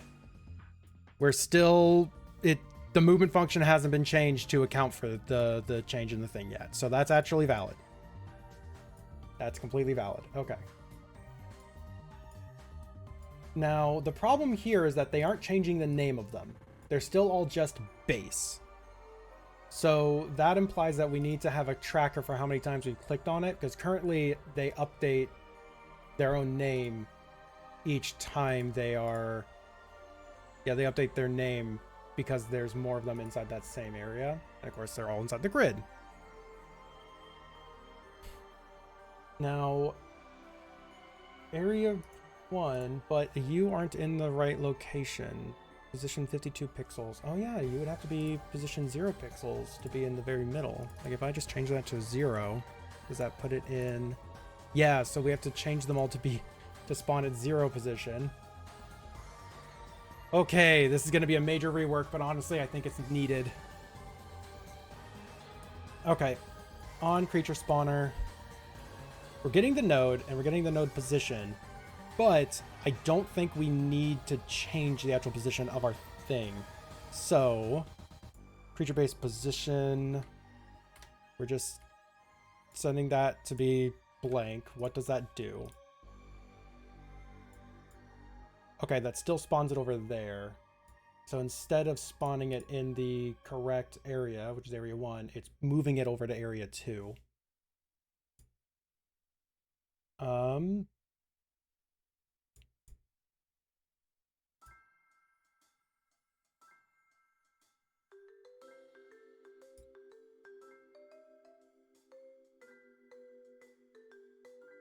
Guess we don't know. Because it's just going to spawn at 0, 0 by default.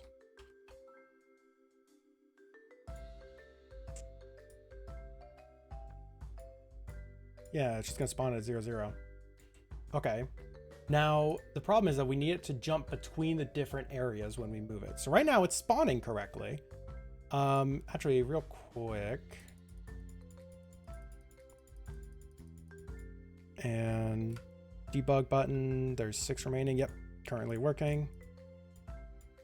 You have no space, you have no space. And my tracker is not going up any higher, any faster. Like, I'm going to confirm that we're not spawning new ones by pulling up the auto clicker.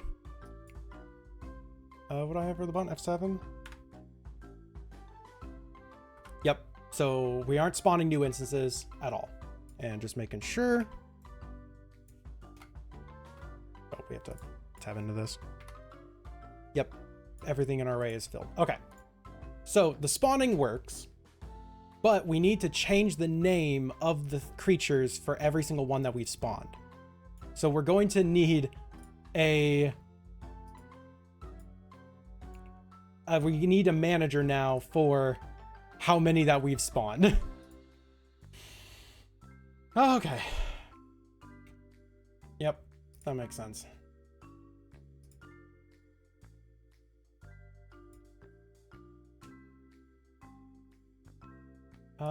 Fuck it. Product settings, we're making another auto load. Creature count.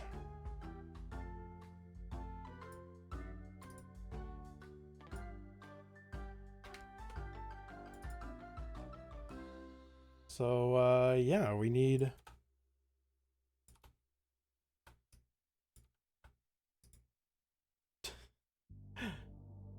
the array's index size?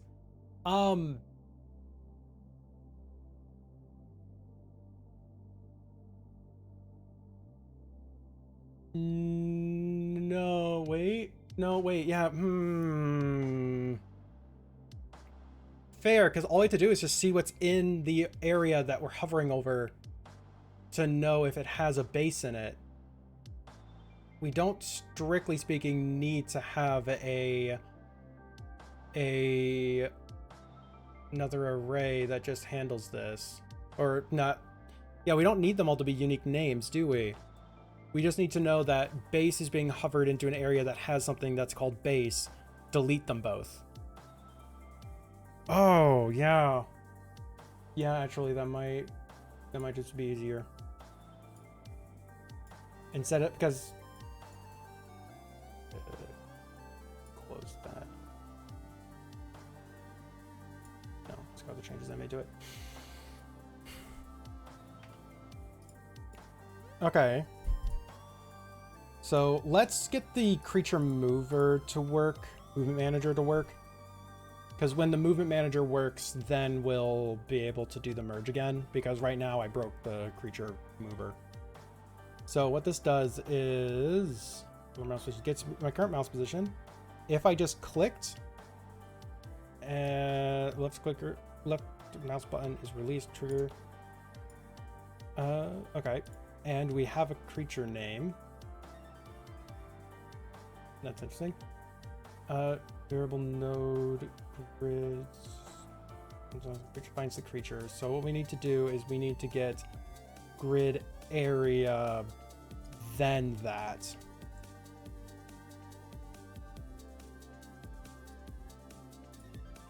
Node equals node path. Well, we don't have the node path because we need this and then the area that we're hovering over. Input is action just released, click, and creature name. Okay, so creature name has the movement manager. Port event shape by X. And then this handles the stuff. This handles that. So yeah, so this is triggering its own thing. Node path. So we just need to get its own node path and then work one up from that, because this just triggered off of that. Wait, no, mouse position.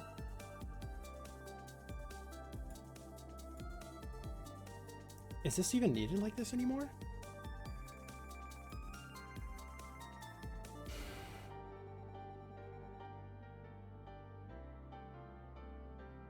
I just looked at the time and I was like, it has been only 10 minutes since I've done what feels like a ton of effort on this. Oh my god. I'm taking another sip of water. Water cool the brain. Water cool the brain!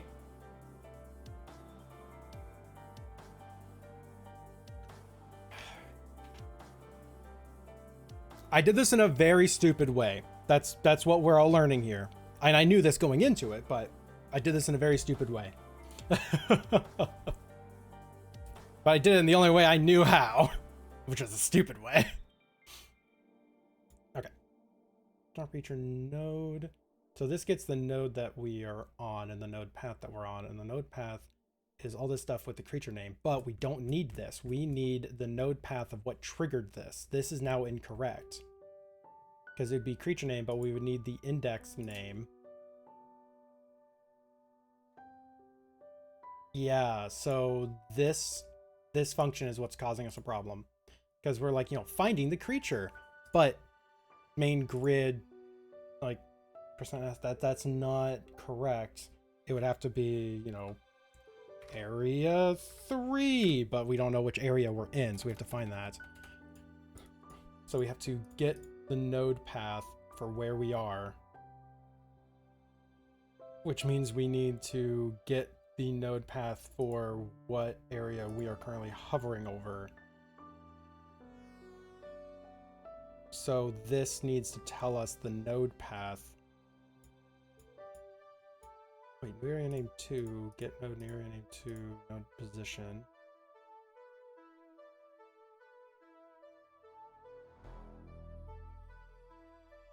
Oh my god, my brain. It's like, I'm trying to think of the least amount of effort to do this without just deleting all of this, but I feel like I'm gonna have to just end up redoing all of this. Because currently it is not referencing the correct areas at all. And the ways of referencing those areas are now different because we're putting them inside of the objects.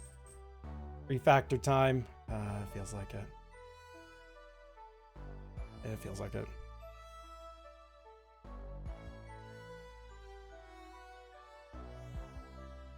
Okay. And I know I'm not going to understand what I'm doing here when I'm rewriting it, because I know this took a lot of effort to figure out how all these interacted with each other as well.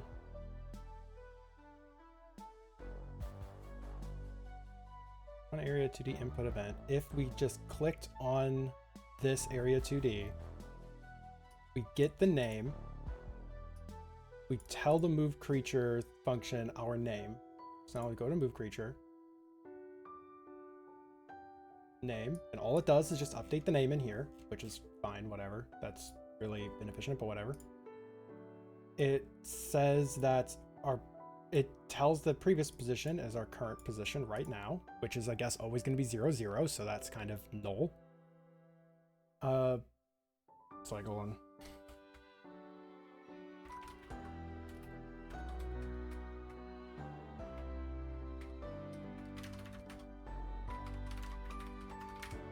I'm just making notes for myself. All right. Variable previous area name equals area text file, do pseudocode to organize my thoughts. Nah, I'm doing this live. Because I have so many things that interact with each other that I am not going to be able to keep track of what I am considering to change and what I'm modifying and what is interacting with what. So I need to work through this in here. So previous area name 1 is, yep. So right now we're just printing this so we can see all the overlapping areas that we're interacting with, but that may not be needed anymore. May not be needed anymore, may not. Is that still? Yeah, of course it's gonna crash. It's crashed when I click on it because it doesn't reference the right area. Like, hold on. Whoa.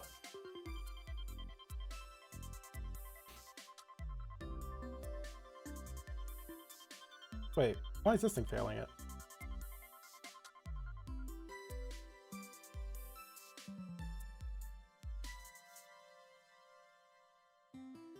The separation of concern encapsulations, so we change one part, the rest still works. I mean, yes, but right now everything is so entangled with each other that if I am encapsulating all my changes on like a text document or something, and I'm, doing work on that to figure things out,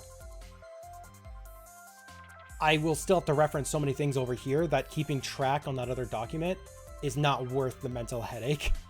Like this is a demon I've created, right? I'm doing this live on the code because I'm also willing to delete all of this. I am 100% willing to literally restart this project for a 3rd time. This is already restarted once. I'm willing to restart it again if I need to. And I might as well, like, dig at this brain live so that I can figure out how it interacts, how it ticks, how it works, and what choices I made where as best I can, instead of updating them on a text document and then having to port those things over. Then I changed a bunch of things at once, and I don't know what broke. I don't know what broke cleanly. So it's like, I'm doing this and every time I make a minor change, I'm finding out what's breaking, where it's breaking, how I can fix that specific thing. Just working my way through this major change and how it is interacting with the rest of this stuff. Code not text document? Oh, well, I don't know how to do that in the code. Sadly. Did I say I'm new at this? Okay. Alright, so yeah, this makes a creature move with the cursor, but global position, mouse position minus offset.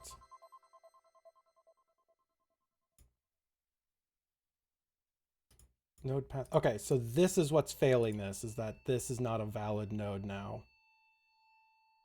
So get mouse position. Okay, so node path is failing again. So this is what's failing here. On baby program. It's like, and the way that I'm doing this is how I learned art, which is fail fast, fail hard. Like I am making all these mistakes so I know what not to do later. And which is why I'm willing to have these projects that I'm fully willing to just throw away. Because like, fuck it. Don't know what I'm doing with this thing anymore. It's grown far beyond my ability to understand, but I can still comprehend this, I think. All right, so we need to get the node path correctly. So click and creature name. Node path equals creature name. So the node path is going to be, you know, creature name, which is, well, it starts as a null. Oh yeah, when we click on it, we get creature name. Okay, so we're getting the creature name right here. As a model and everything. Fuck yeah. Okay, so we have, yeah, creature name is currently base. We don't need base. We need to know the full array path that this came from. So when we trigger this, we want get name, manager movement creature name. But we also need to get our node location and pass that over as well. Good morning, bud. You're awake.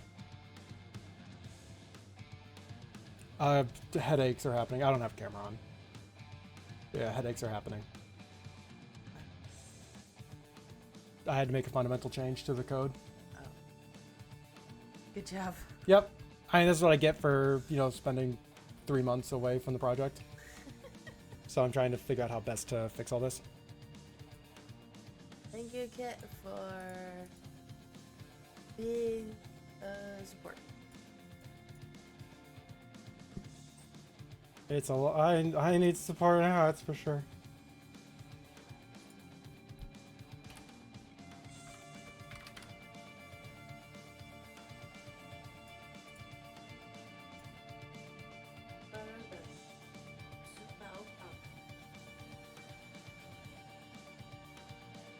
Dawn is currently distracted petting kitten.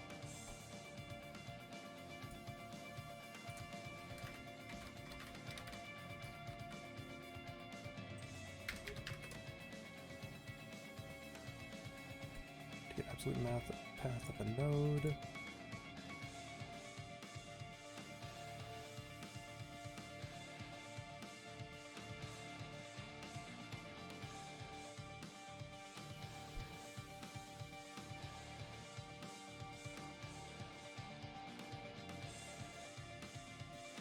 Okay. Nope. Give saying good morning. Good morning. I am awake. Yeah. And not at like 2 p.m. Yeah, I didn't even wake you up. I was just gonna let you sleep in.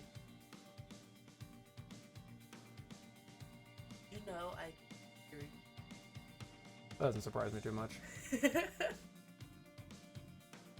It's amazing that the sound insulation between the rooms upstairs is like really good, but between the basement and the next room up, it's not. No, they did not insulate the floor. Slash roof. I mean, the basement was unfinished 4 years ago. Like, entirely unfinished. All this was built by the people who did a great job with everything in the house. Yeah. I had a rare chance to actually talk to the people who, like, owned it prior to them. And that's why I learned. Sound foam on the roof. Sound foam on the roof would not do much, but it would do something. Like, that is a problem that you have to rip out the ceiling for to fix entirely. Trust me, I'm well aware it is. We have so much sound foam. We don't have that much sound foam. Not enough to cover the ceiling. Also, I tried that once and they kept falling on my head because the ceiling is not a great texture to attach foam boards to. Ceiling rip, it feels like it. Rip the ceiling. We don't get a ceiling. Yeah, you don't deserve a ceiling. It's removed. It's becoming autumn-winter season and we don't get a ceiling. Alright, so I need to get the node path we are in right now. Node, get node, object, get. Okay. Node, get node.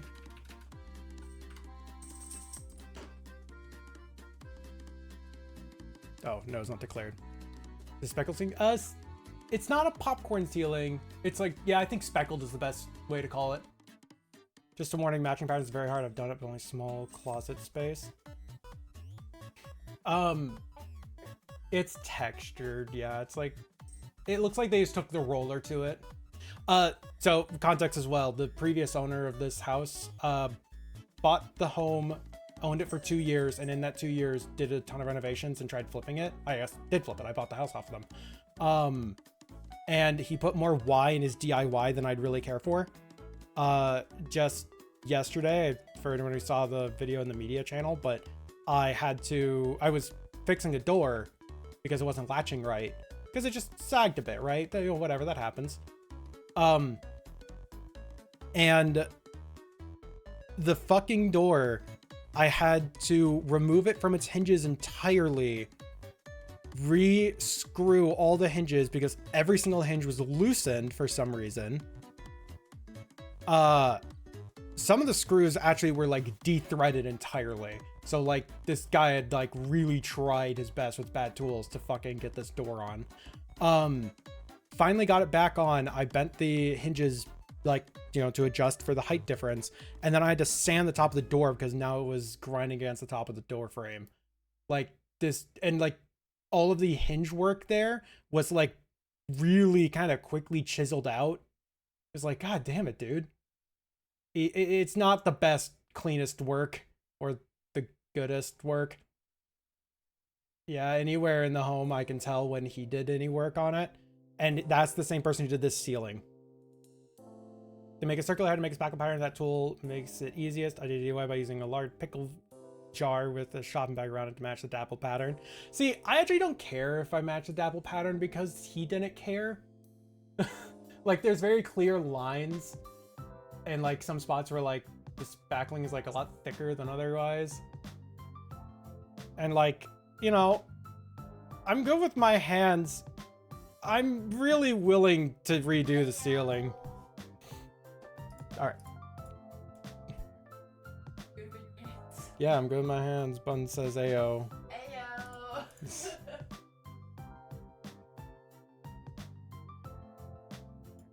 Alright, so we need to get the current node path.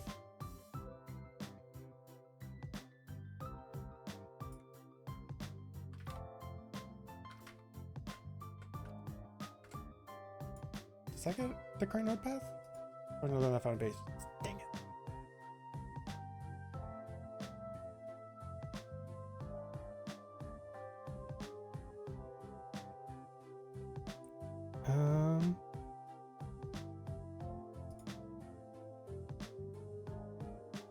To the directions A points to Jones A B.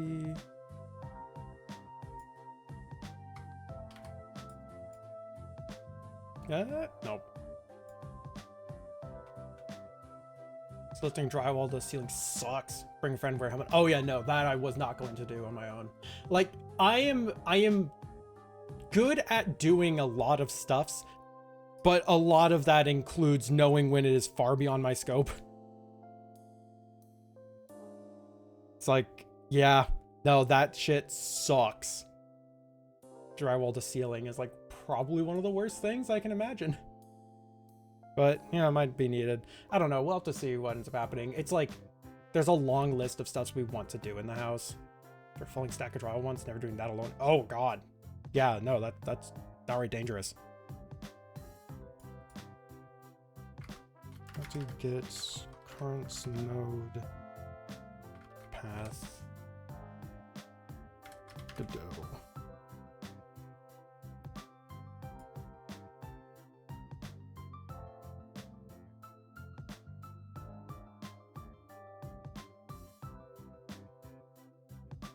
Oh, self.get path.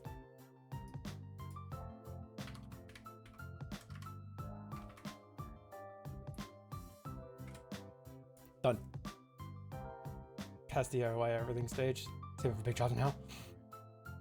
Yeah, no, I've already called in professionals for a good handful of things. It's like, I'm not doing that. I'm not doing that. I know that shit's dangerous. I know that shit's bad.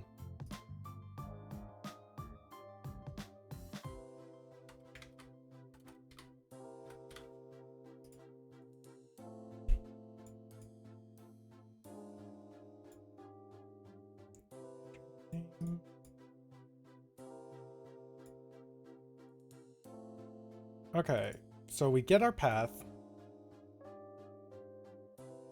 Ugh. Yeah, there's a laundry list of work I want done at this house. But of course, important stuff first. Someone came over with his coworker to install a new kitchen sink. Goodbye, gross old fiberglass sink.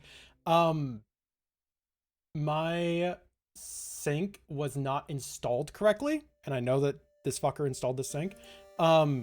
It was drooping in the middle of the sink. It was an underslung sink, and it like wasn't attached correctly. So water was able to get out from the tops of the sink if like you hit the middle part. Because, you know, it was a 2-bowl sink, and if you hit the middle piece, the water would go along that middle seam and might go into the sides and go to the back. And I was getting a little bit of mold in the back. I caught it before like it was getting anything bad. We killed all the mold and everything. But yeah, that was installed wrong. So thankfully it was a job that was easy enough for me to just like caulk over it. And now that's sealed up. I checked that shit, that's sealed. But nope, that's the type of work that we're talking about here. It's also a house built in 68, and there's still like a lot of copper piping and such. So whenever the plumbers know me, actually, the plumbers know me well. Like the plumbers that I call, everyone there knows me, knows my house. Like we've gotten enough like minor leaks and enough major work done that it's like, hey, yeah, you guys want to come over? Yeah, later today will be fine. They're really cool about it. The old sink was entirely held on enough silicone. Ooh, that's real bad. That's so bad.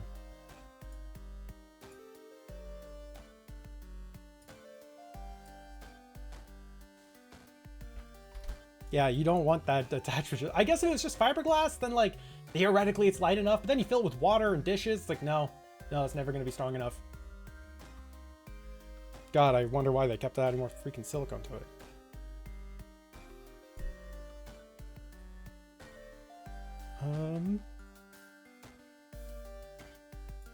So movie manager. Yeah, we don't really need previous area position anymore. All right, I'm gonna be right back. I'm gonna use the restroom real quick, but I still have an hour and a half left in stream before like the minimum that I want to put in. So I'm gonna keep working on this. I'll be back in a moment. Everyone, get up, stretch, grab God's water, take care of yourselves. See you soon.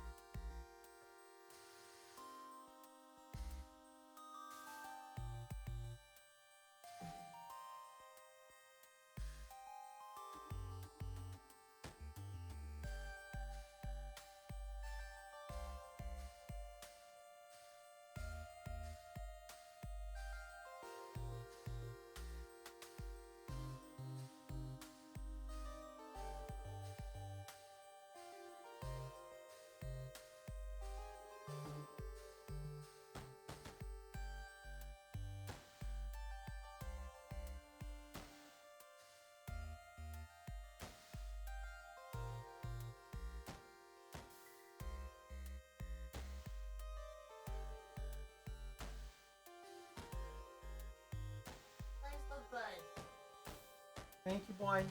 Oh, good. You look good. Oh, good. I can get back to trying to code my mistakes away. Love you. Alrighty. So, variable previous area name 1 equals creature partner get overlapping areas. I don't know if we're going to be needing that. Well, no, we need to be able to see what areas we're overlapping. If I...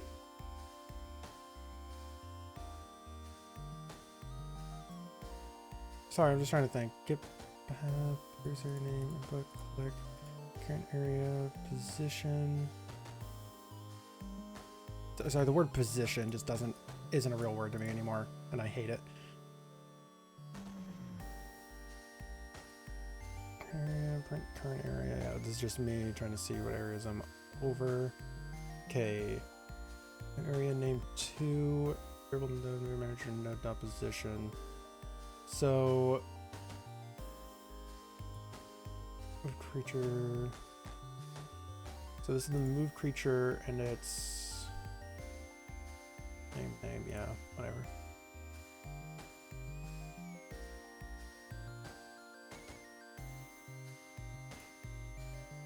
Just click.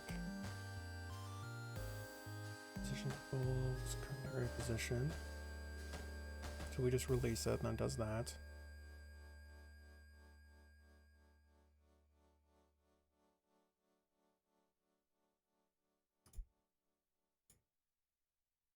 And this is trying to save this as an array.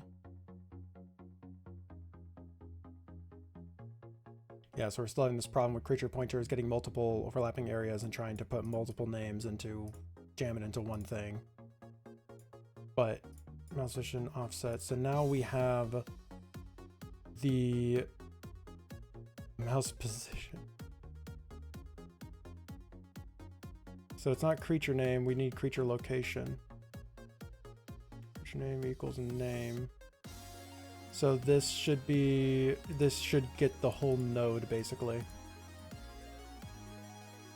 Yeah, that should send over the whole node. So instead of just sending creature name, it should send over the self-get path name equals. Oh. Is that gonna work? No, it won't work. Well, we have to get... I guess I could just put this in here. Yeah, it'll work. So that gets that information sent through. So that will send over that here. So creature name is now actually saved as the pathway, but that should work here. So node path, we could actually just use creature name for this now.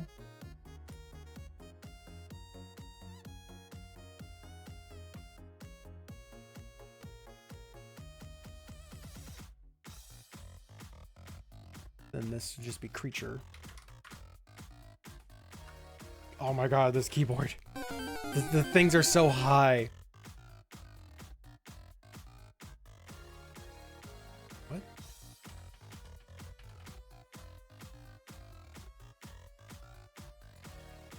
I guess, yeah, creature name isn't defined here, is it?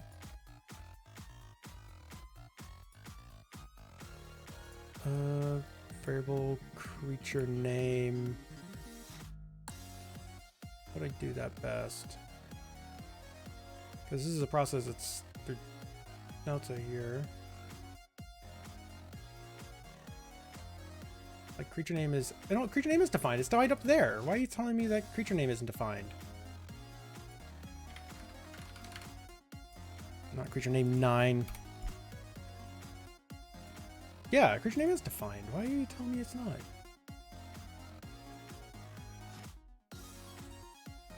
So get node, drop creature node. Yeah, so if we release, then it triggers drop creature on node.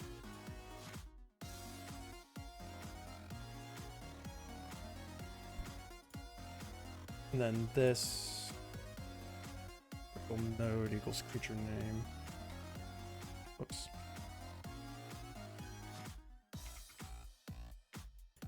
So let's see if that works. I don't think that will.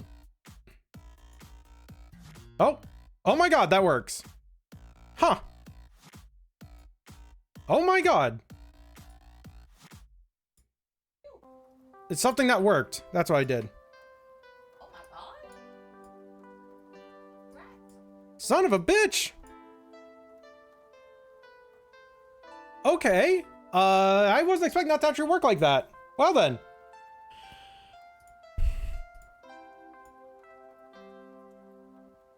Yay!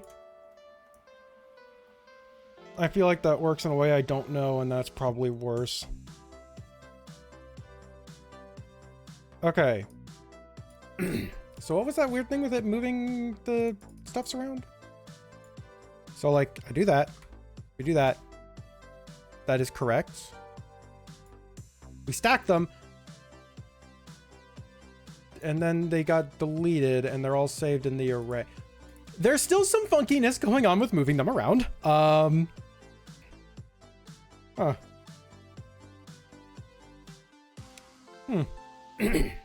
right. Current name and previous name index. Let's work our way through this. So now it follows you around.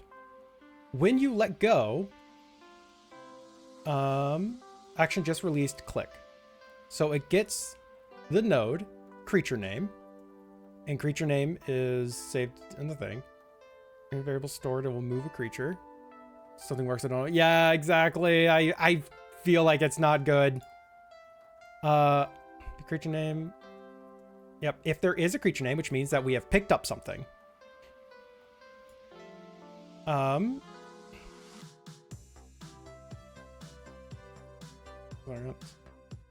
Yep. So just released. If we have something in our hands, we trigger drop creature. Let's do this first. Function drop creature. We get current area name dot replace area with blank. What? Current area name index.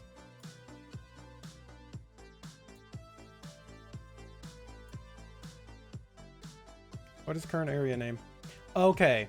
So this is where we know what area to put them into.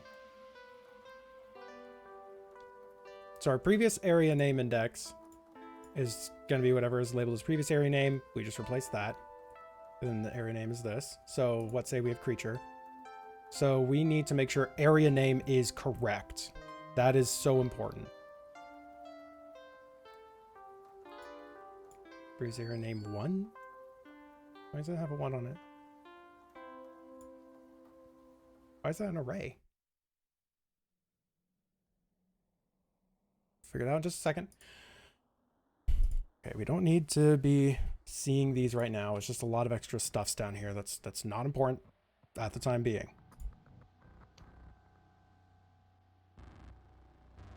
So we need to find out how we're getting our current area name. That's right. That's where all this problem is coming from, is that we're trying to get the area names correctly. Fuck. You manage your current area name equals current area.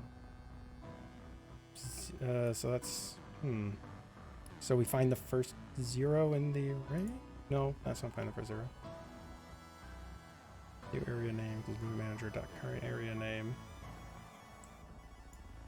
Main grid new area name, get node new area name 2. So that we just need to get the name of what we're hovering over. So we can get the overlapping areas, just use that to find it. We don't have to go through all this rigmarole.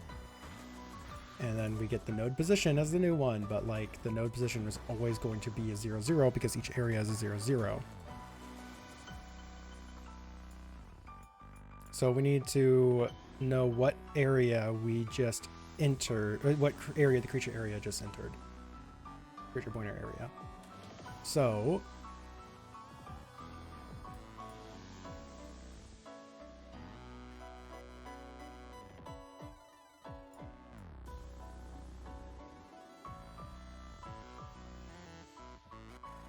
okay, current area position is where we failed.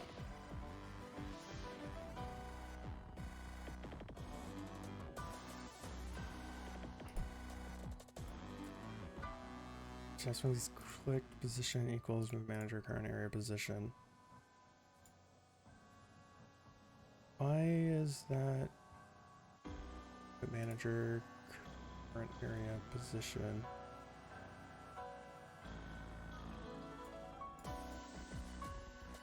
Is it because we got rid of current area position stuff, so it's like there is nothing here?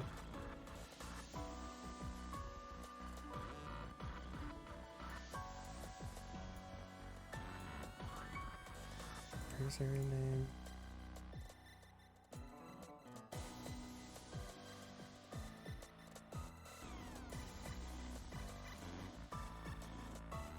Oh my god, my brain. Sip of water, overheating. Brain's overheating again. Hour and a half left, oh no. Am I going to survive this?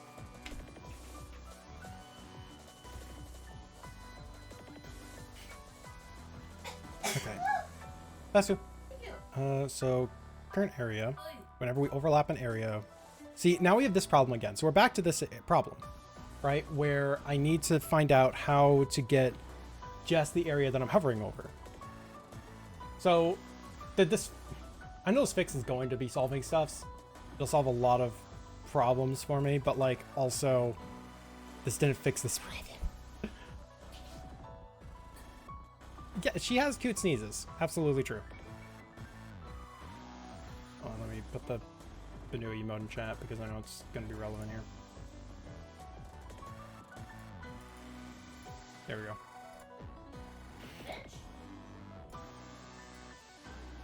What do you mean? Don't worry, I put your emote in chat. What do you mean? I gotta beat you up. We're in a current area position. It's like we need to get the information of what areas that we're hovering over is. Fuck. Let's double check. What is this saying? Like, we are getting the areas. That's what's important. And then when I let go is when it crashes. But like, we're getting area 8, area 7, area 2. And then it crashes because we're trying to get current area position. But the current area, move manager.current area position, like we don't have a position to give, do we?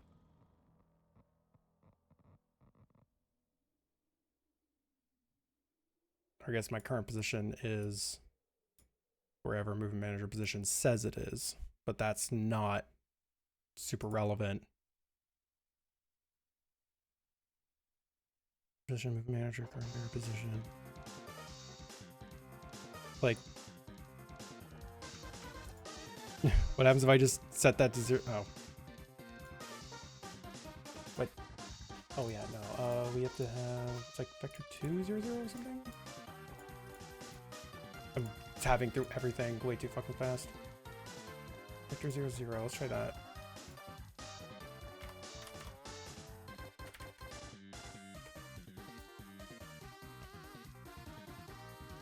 Dang it.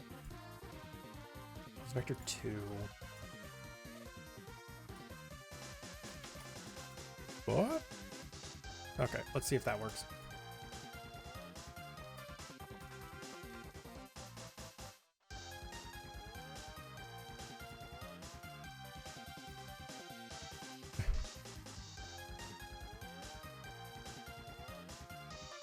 Okay, so currently we have a thing in location 2, and now it's crashed.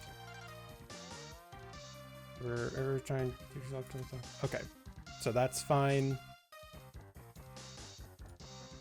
Well, it's not fine, it crashed, but you get the idea. So this is just moving it back to the area that we were in. So we need to put this into the area... Okay, 1 second.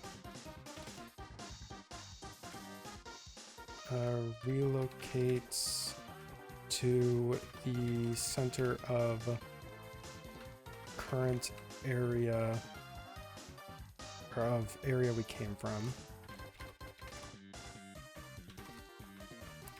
Need to find way to, oh my god, detect area we're hovered over.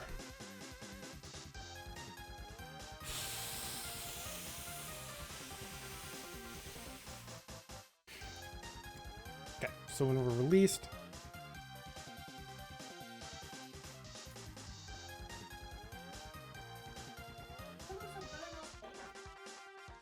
hmm.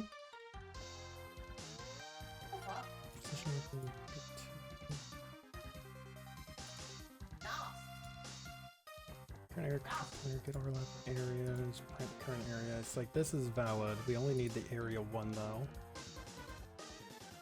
So current area equals, it'll be all of those areas. We just want area 1, so we have to. Oh, hi, Rasha.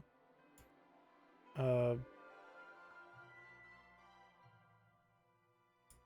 second. Breakpoint that. Is this, how big of a array is this?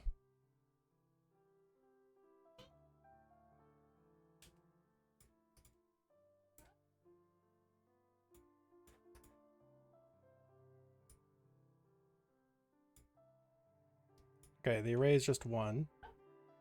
It just has an object ID for area 0, area 0. So it just tells us that. So like, we know that where we're at is area 0. Current area name, current area 0 name. I'm just seeing what the fuck I'm doing here.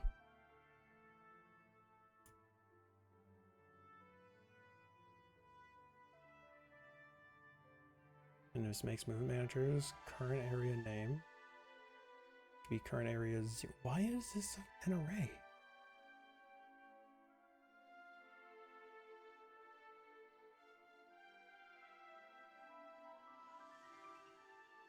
I don't get why this is an array.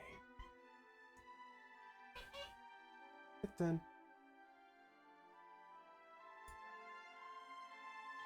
It's like this is all gonna fail anyways once we get down here. But like this is already failing.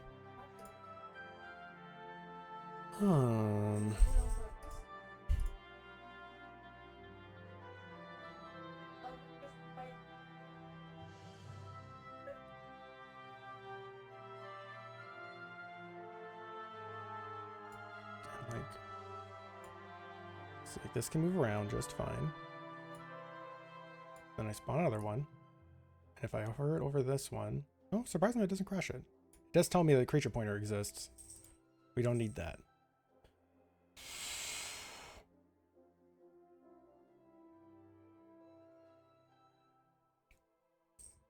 I feel like I'm trying to replace a light bulb and I'm so far in at this point that I have to redo the engine.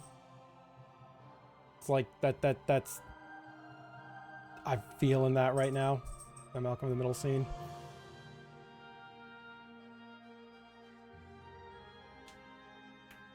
Doesn't help that Varosh is running around trying to get attention.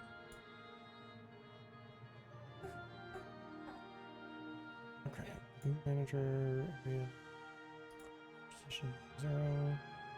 Yeah, this will get the area that we came from. We need to get the area, the new area that we're hovering over, which is, I guess that's what we're doing here. So this is us trying to get the location of the new area. So yep, nope, this is exactly where we want to be. Just making sure I wasn't like creeping way beyond the normal realm. So our current area equals this. We need to print current area, but we want just the name of the area. So not area 0, semicolon, all this. We just want area 0, area 1. So area entered.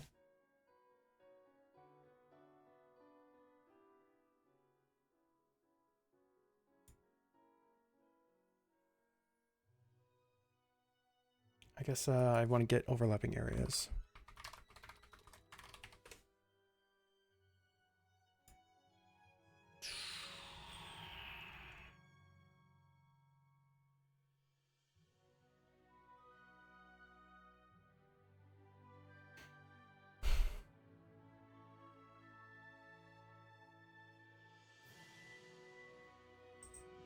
Well, there is a thing for area shape entered. Yep.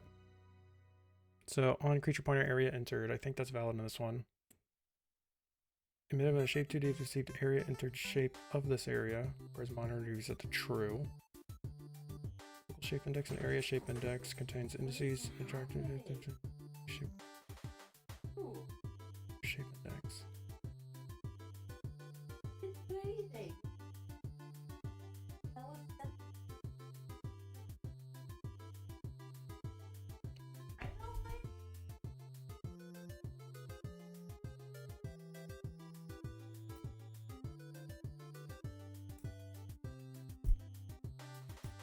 So I'm reading through some of the documentation on this. What is it doing? Like climbing on this, and she felt like a little fish. Okay. Getting being kitten, got it. It is. She's pretty dramatic.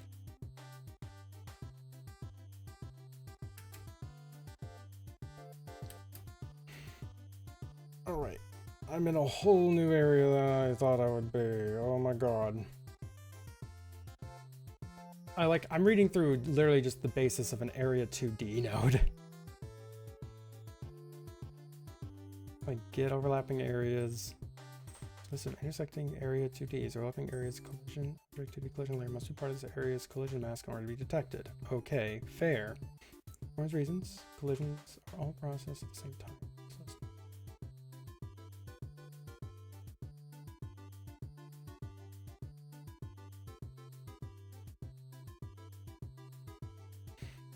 Okay. Yeah, we're getting the overlapping areas, and but that's getting me all of the information. What I need is just the name of it.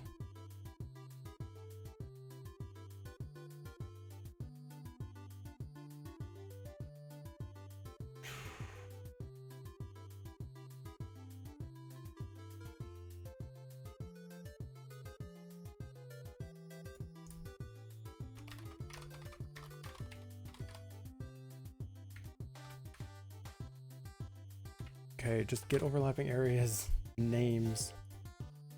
Check areas overlapping.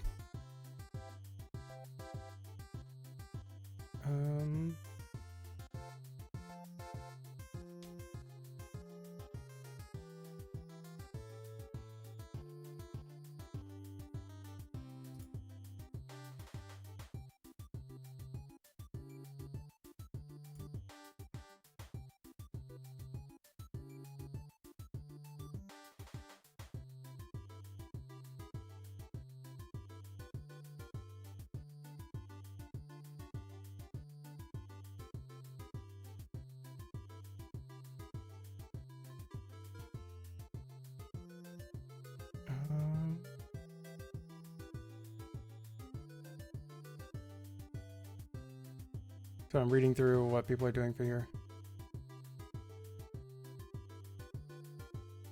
Ah, this is old as fuck, so probably not even work anymore.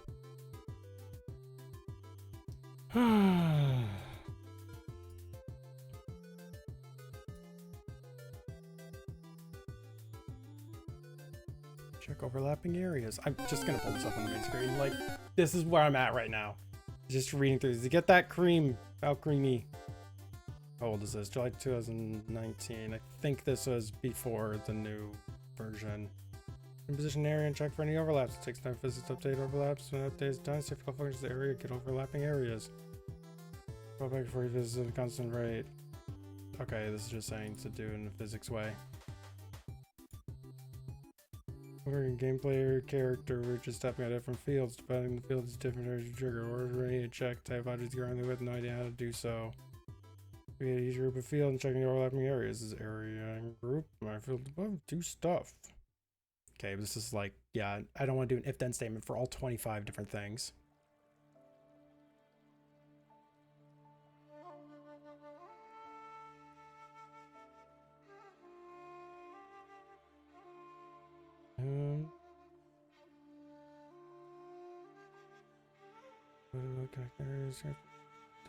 See, I can't do the connection stuffs because this is all stuff that's being like generated and spawned in.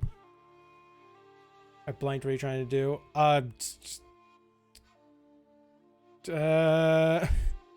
Right now what I'm trying to do is I'm trying to see exactly how get overlapping areas works. Because currently it's giving me like area 0 semicolon, you know, area 2D node 30500979952. I just need area 0. I just need the first part. Like, I don't really know what to do with the second part of this. And this thing is not doing what I need. And yeah, I just need the area name, and then I can use the area name to go back up through the routes to find stuffs. Because currently, it's not doing this correct. Like, oh, that's why this is an array, because get overlapping areas saves it, gives you the information as an array. So I guess this is giving me, wait a second. What is this index saying? Or what's this array saying?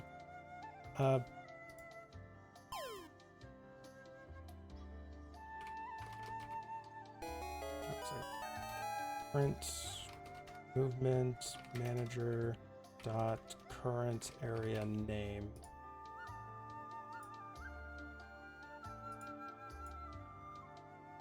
Okay, no, that is actually giving me the information correctly. Okay, no, so that is working. That's right. Okay, so this is just telling me the first entry in the array. Maybe. So since this is telling me the first name of the array, we want to get new area name 2. Get node, variable node. And so this should be the node path that we want. And then current area position, let's just try this.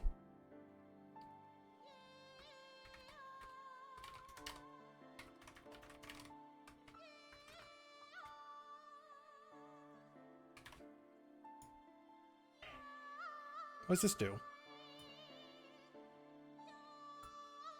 Fails. That's what it does.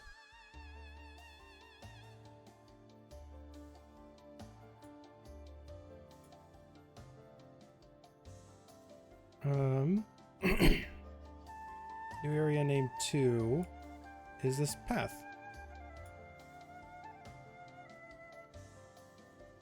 Valid set index current area position on base.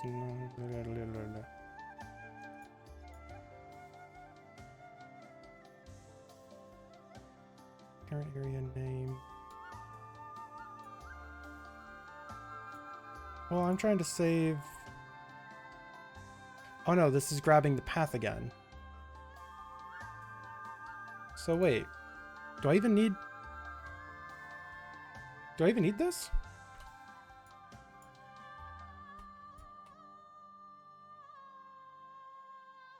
This should be current area position.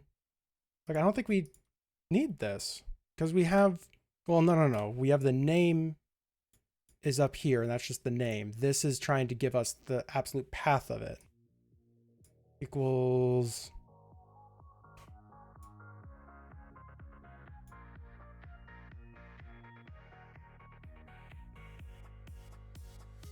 Yeah, no, okay. Oh, I just practice this position, right? Yeah, I was trying to wonder why I was looking for an array. That was kind of the big problem I was having here. And of course, the information. I don't remember where that screen is. Oh, output, there it is. And this information, I didn't realize that this information wasn't like part of this as well. Like it's not sending over area 0 semicolon area 2D, like all of this. It's just sending me this, and that's, I don't know, just telling me as a user what's going on. So that was like part of the confusion with that one. So yeah, new area name is our current area name. And then we need to get the area name 2, which is our position. So we need to find out where we, like, what the route is that we're looking for. So it should be new area name 2. This will be grid / area 0. So actually, will this just work with just new area name?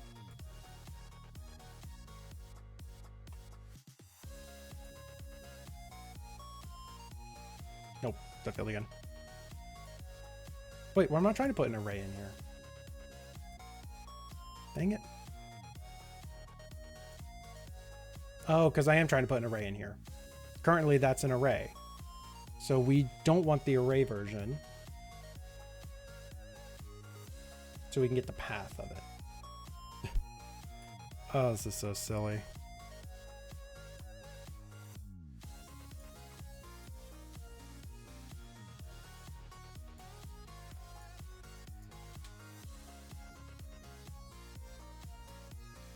Okay, still failed. Well, that's still an array. We're trying to just get this name.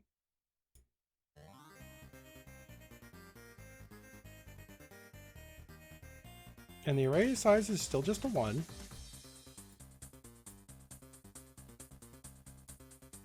Here's 0, and we made new array name 2 this. So why is this?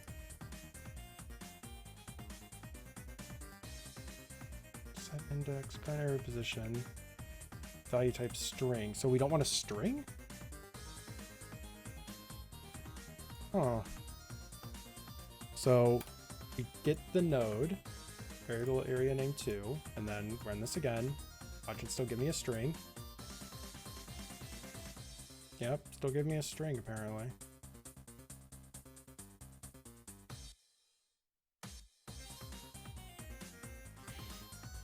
So we're trying to get a path.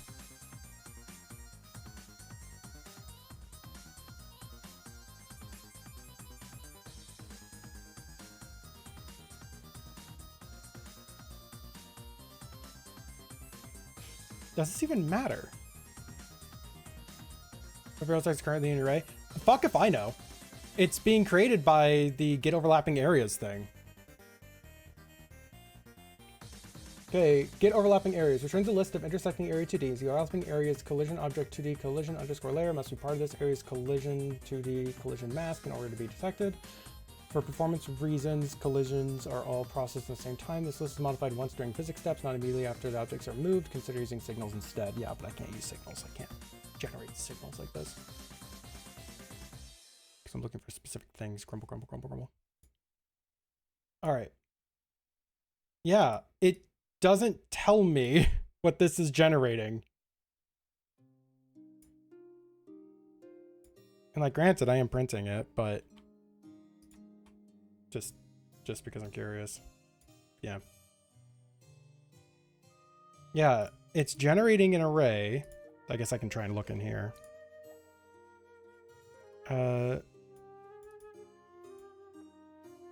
String name. Yeah, so it's saving it as a string. So I need to turn this into a different type of variable? Wait, why can't a string be accepted? Yeah, new area name 2, root main grid area 0. So that's accepted.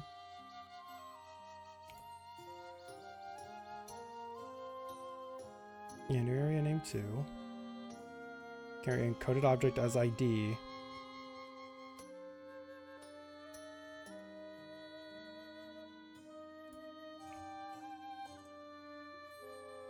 Manager current area name equals new area name, area 0. So we're using area name here.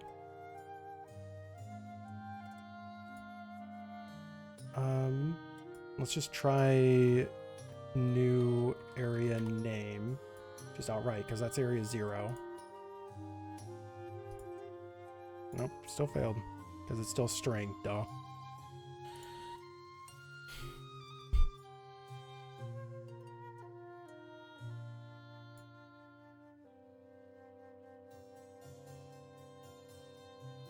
Yeah, so this is just getting the name of what's in this overlapping area.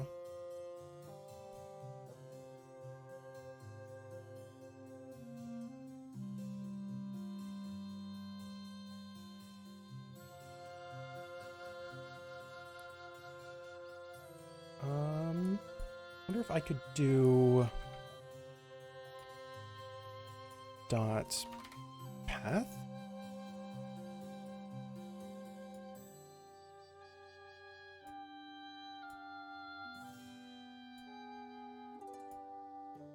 It's a variable. It's a variable type node? Damn it. I don't know what that means. It's a variable of type node.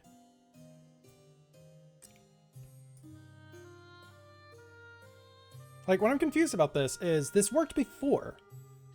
Like, before we were getting overlapping areas, we turned that into, like, that outputs an array of all the areas that we're overlapping. We're getting the first item in it, where we, like, printed it, but we turned that into a variable for current area name on the movement manager. And then we, like, turned that into a path. We got that node. Oh, wait.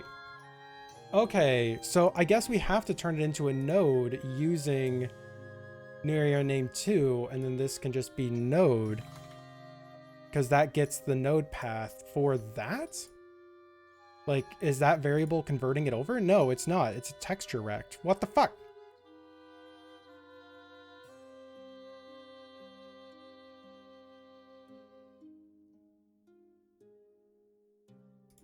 Index, current area position, on base node, the byte type texture rect. So it's a different thing. It's giving me an issue. Get path. Okay. Get node path. Get node path. Node path. Path. Get path 2.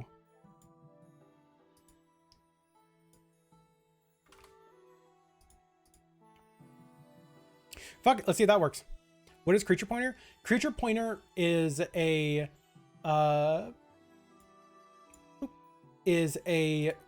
collision layer in the very middle of the creature that we generate.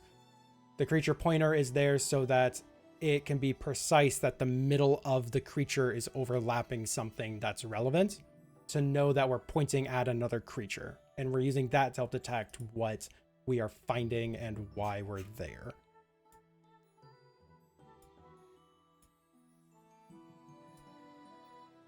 I don't know what get path 2 does, I'll be honest. Can't vary argument 1 from string to object. Okay, so it's a string right now. We need it to be an object. That's I guess that's what we're learning. String to object. String to object Godot.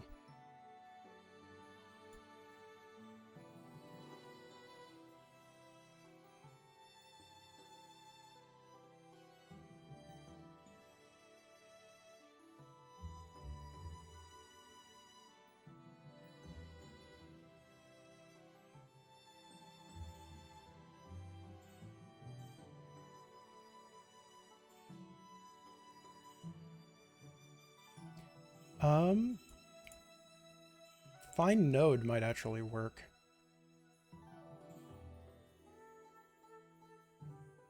No, yeah, get node is get node. Save that as node, and this should get the node at root main grid area 0.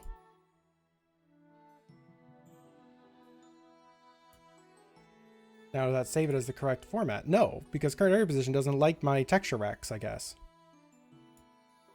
Well, fuck you too. Area node both in 2D and 3D have a method called get overlapping areas. It returns an array with all the overlapping areas. Correct. And that is in here, and we're getting the first item of it, which in this case is area 0. And we're basically saying, okay, save area 0 to the current area name.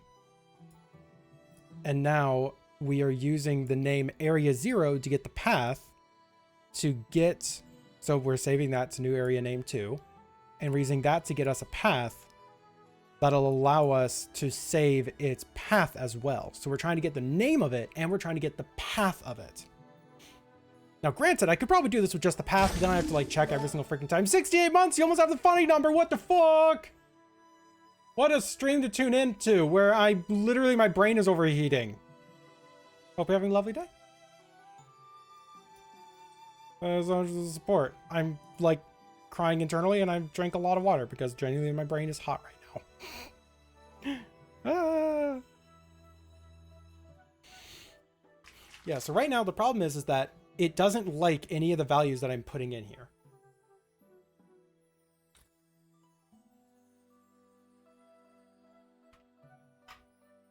But I don't know why it was fine with the values before, because these were like, you know, stringified objects and such before, and it was totally fine with accepting them.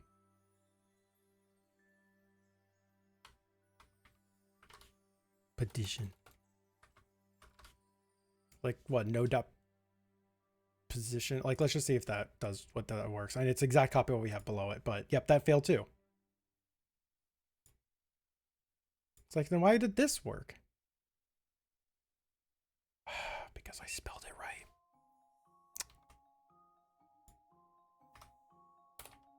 Because I spelled it right. Oh my god. I'm gonna hit play. And if this fucking works because I misspelled this thing.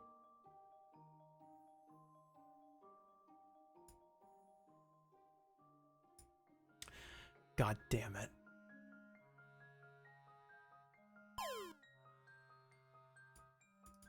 I just had it spelled wrong.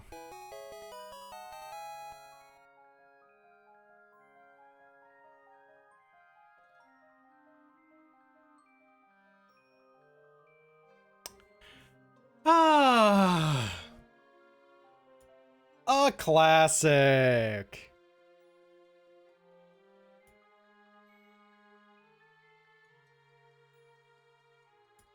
Check your spelling, kids. Congrats on your shiny superior. You got a pretty snake.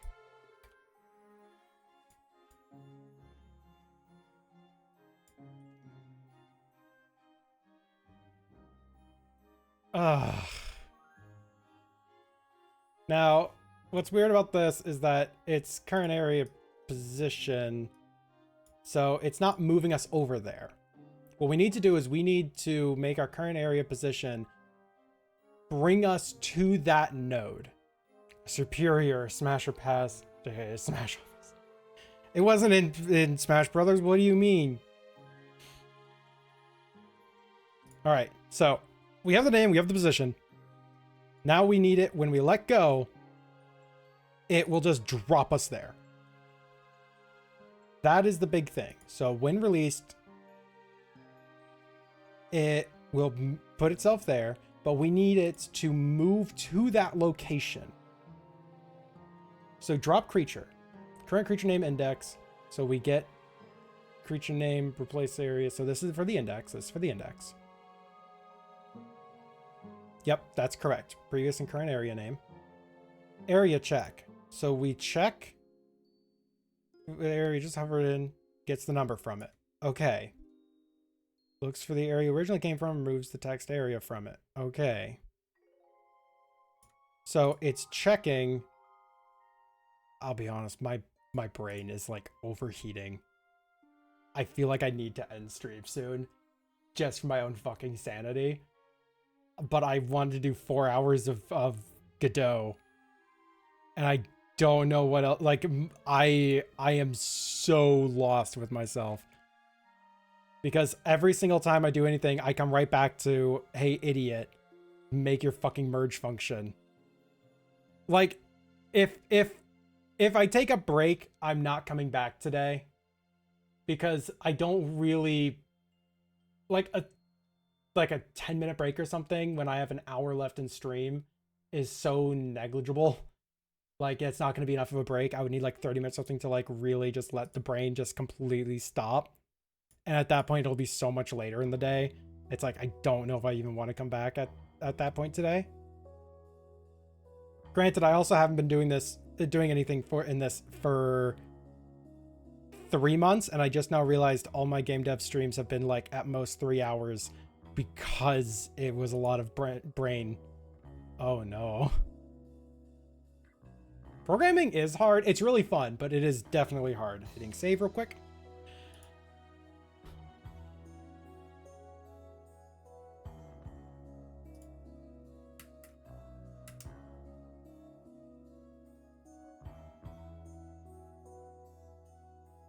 All right. So in the main, we're gonna put what we're doing right now. It's like a brain puzzle. Yeah. Okay, so what are we doing currently? Currently everything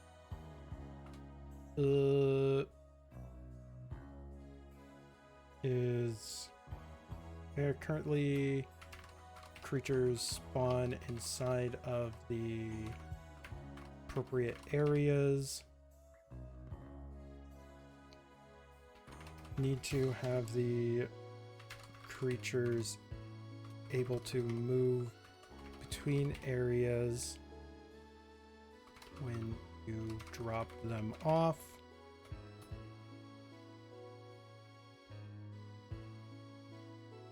Find how to make instanced children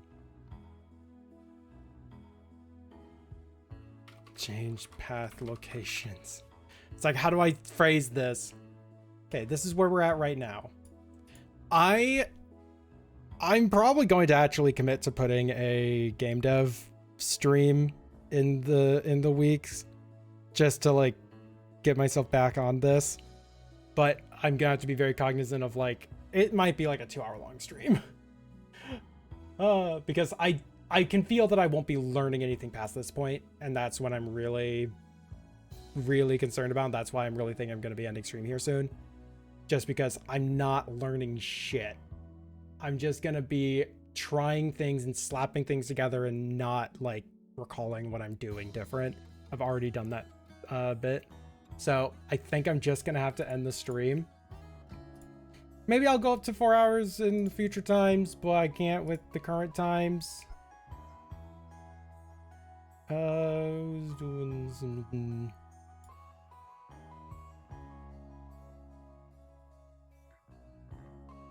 All right. Yeah, doing 2-hour streams. Like, so one thing that I'm trying to do with the, coming back into streaming regularly again and having a proper set schedule is I want to do 2 4-hour streams a day. Or 2 4-hour streams a day. No, 2 4-hour streams a week. I'm gonna have to play around with the coding things, because if I do a stream that's less than 4 hours, I kind of don't, and it's going to consistently be less than 4 hours, I'm kind of tempted to not put that into the schedule. So I might do like this and then like futz around with like sketching art or something for the second half of it, once I feel like I've kind of gone through enough for right now. That, or I'll just have another art day and I'll put aside a stream day for this. I don't know. I don't actually know. But we're going to go and raid Weirdness, because why not? They're doing web fishing, so that'll be fun. Copy your pro message, you subcopy sub message, if you not subcopy the not sub message. I have to fix that little issue where it doesn't have the thing correctly, but you can also do the version on top of that thing if you're a sub. I'll see you all next week. Again, I'm going to try and have my schedules be Saturday and Monday.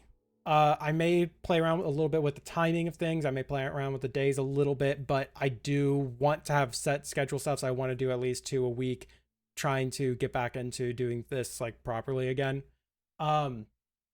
So yay. I'll see you all in the future. Good night, goodbye, farewell. I don't know if you're in the Discord, you'll be alerted to the stuffs.